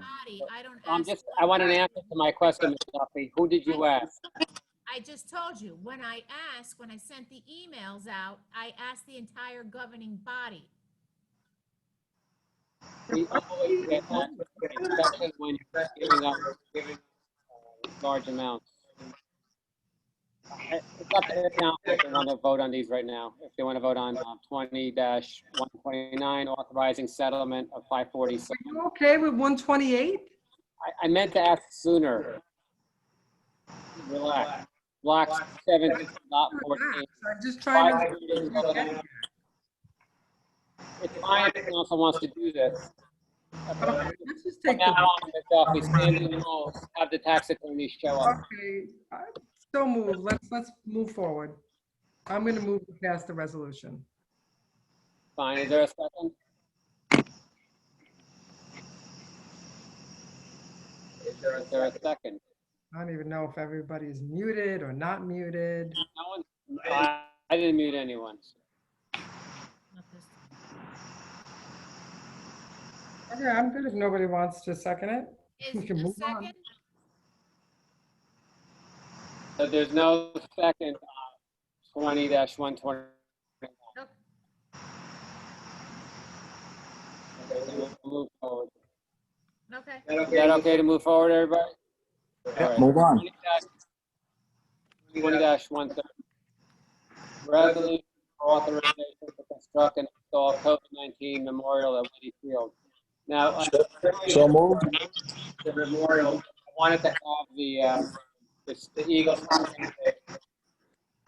here and explain what he's going to do. And I've also directed several times to make sure that we have a facility that permits us to give up parkland for a memorial to a private individual, and also to use borough employees and the DPW to do this. That was how it was presented to me.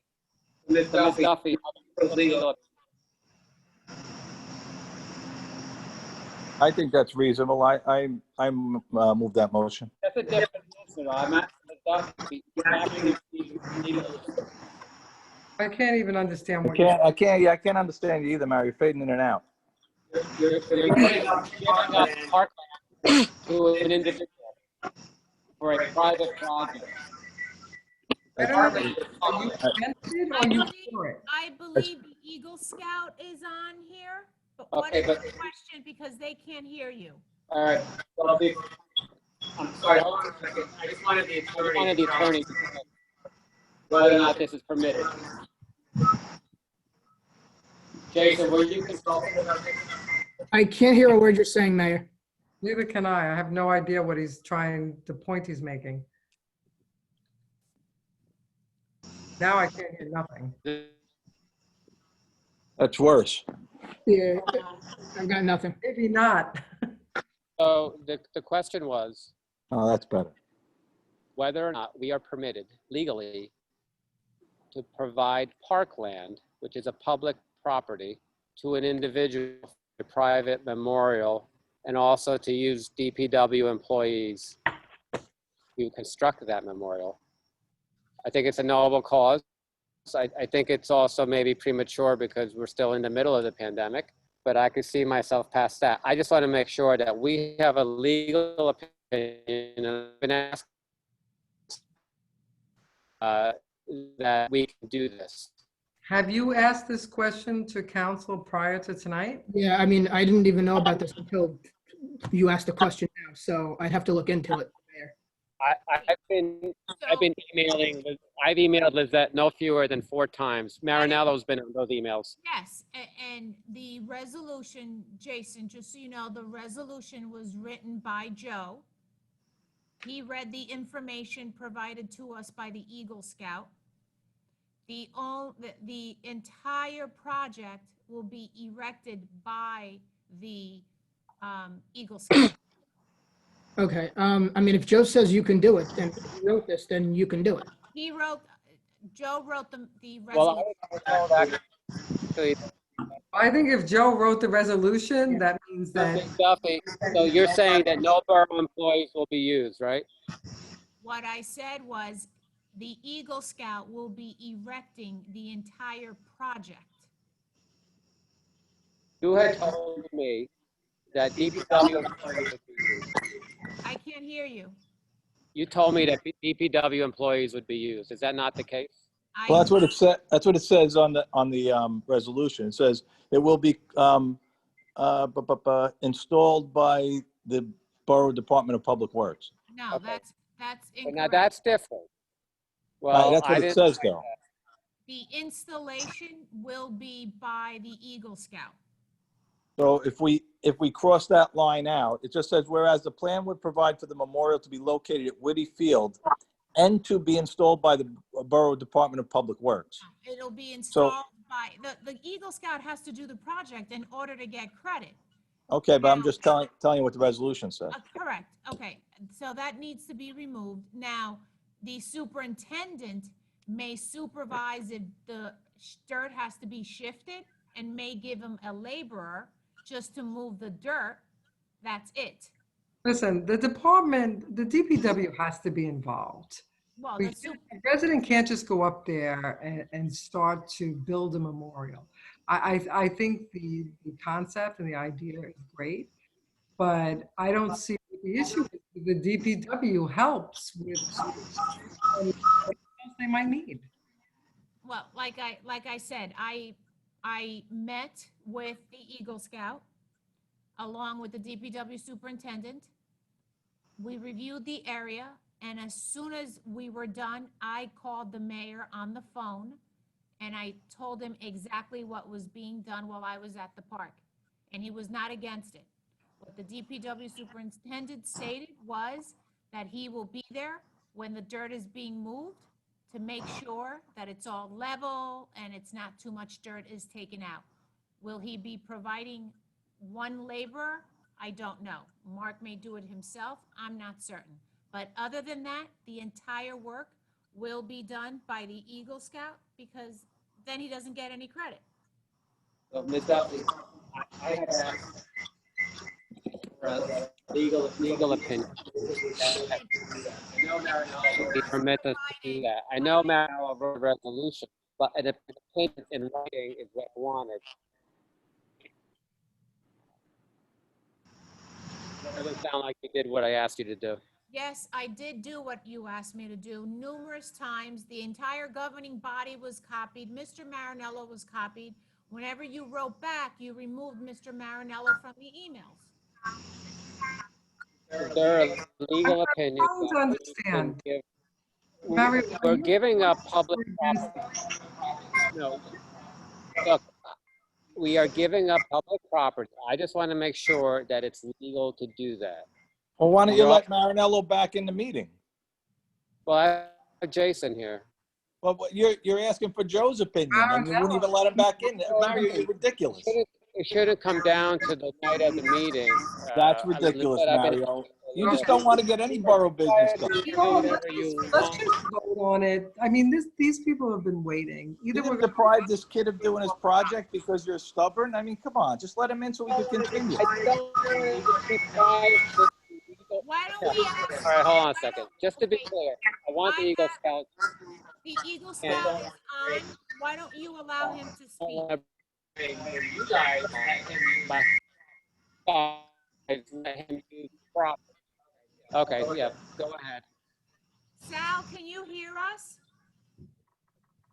Hi, Lisette. It's actually Dominic Perugini, 61 Tony Drive, Salvatore's dad. Unfortunately, he was on since 7:30 and fell asleep. during the whole meeting. So I'm I'm jealous. I'm here to answer any questions that you might have regarding the project, but you are correct in referencing that the project is going to be completed by Sal and volunteers from his Eagle Scout troop. When we did speak to the DPW, the recommendation was that, or the offer was that he was going to leave a bucket or a bag that we could put all the dirt in that he would be able to take away and reuse within the town. That's the extent of the DPW. He's more than welcome to come and supervise to make sure there's, that we do things the correct way, or that my son will be doing things the correct way. But it is a COVID memorial to memorize the people that passed away and the healthcare workers and the essential workers that worked through this last few months. So it was a project that he came to on his own, and we thought that it would be a nice spot to place at Whitty Field, between the Little League field and the softball field, right across from the batting cages. So, Just a quick thank you. I appreciate you giving us that. I think it's a great project for your son. I wish him all the best. Thank you. The question for the council is, would it be more appropriate that firehouse? I mean, it's getting cluttered a bit, and I'm just asking that there's a better, more poignant location for it, given that the first responders are here, and it's really, they're the most relevant part of it, and other than the victims. I just throw that out there, Council. I don't understand. Do you have another spot that you would prefer to see it at? Well, the park is getting flooded. A lot of people at the fire department and also the ambulance building, which might be more appropriate. So I'm putting that out there to the Borough Council. Well, the fire department has the 9/11 memorial, so I don't know where we would put that. Where else were you suggesting? The ambulance? There's not a heck of a lot of room around there. It's grass by the ambulance. Are you, I mean, I think the idea is for it to be going to the residents. Right next to Why don't we just vote on it?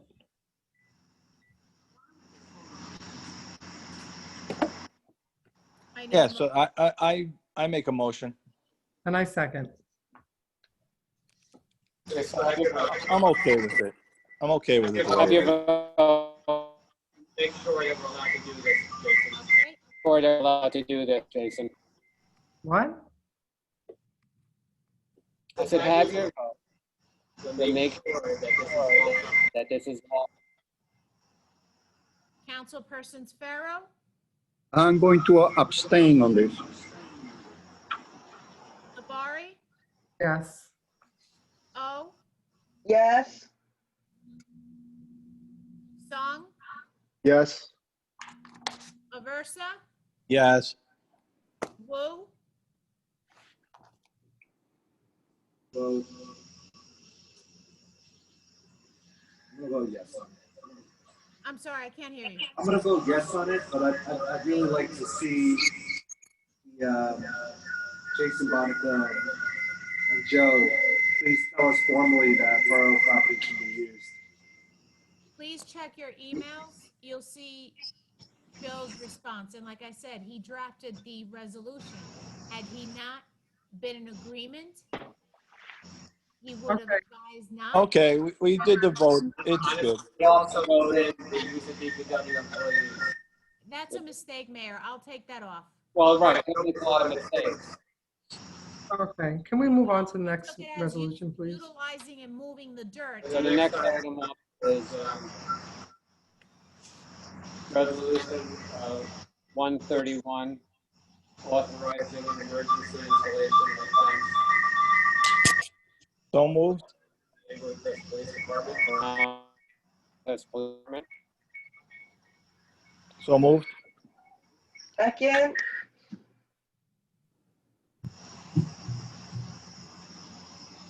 Councilperson Sparrow, Yes. Sabari, Yes. O, yes. Sung, Yes. Aversa, Yes. Wu, Yes. Yes. I'm sorry? Yes, I'm muted.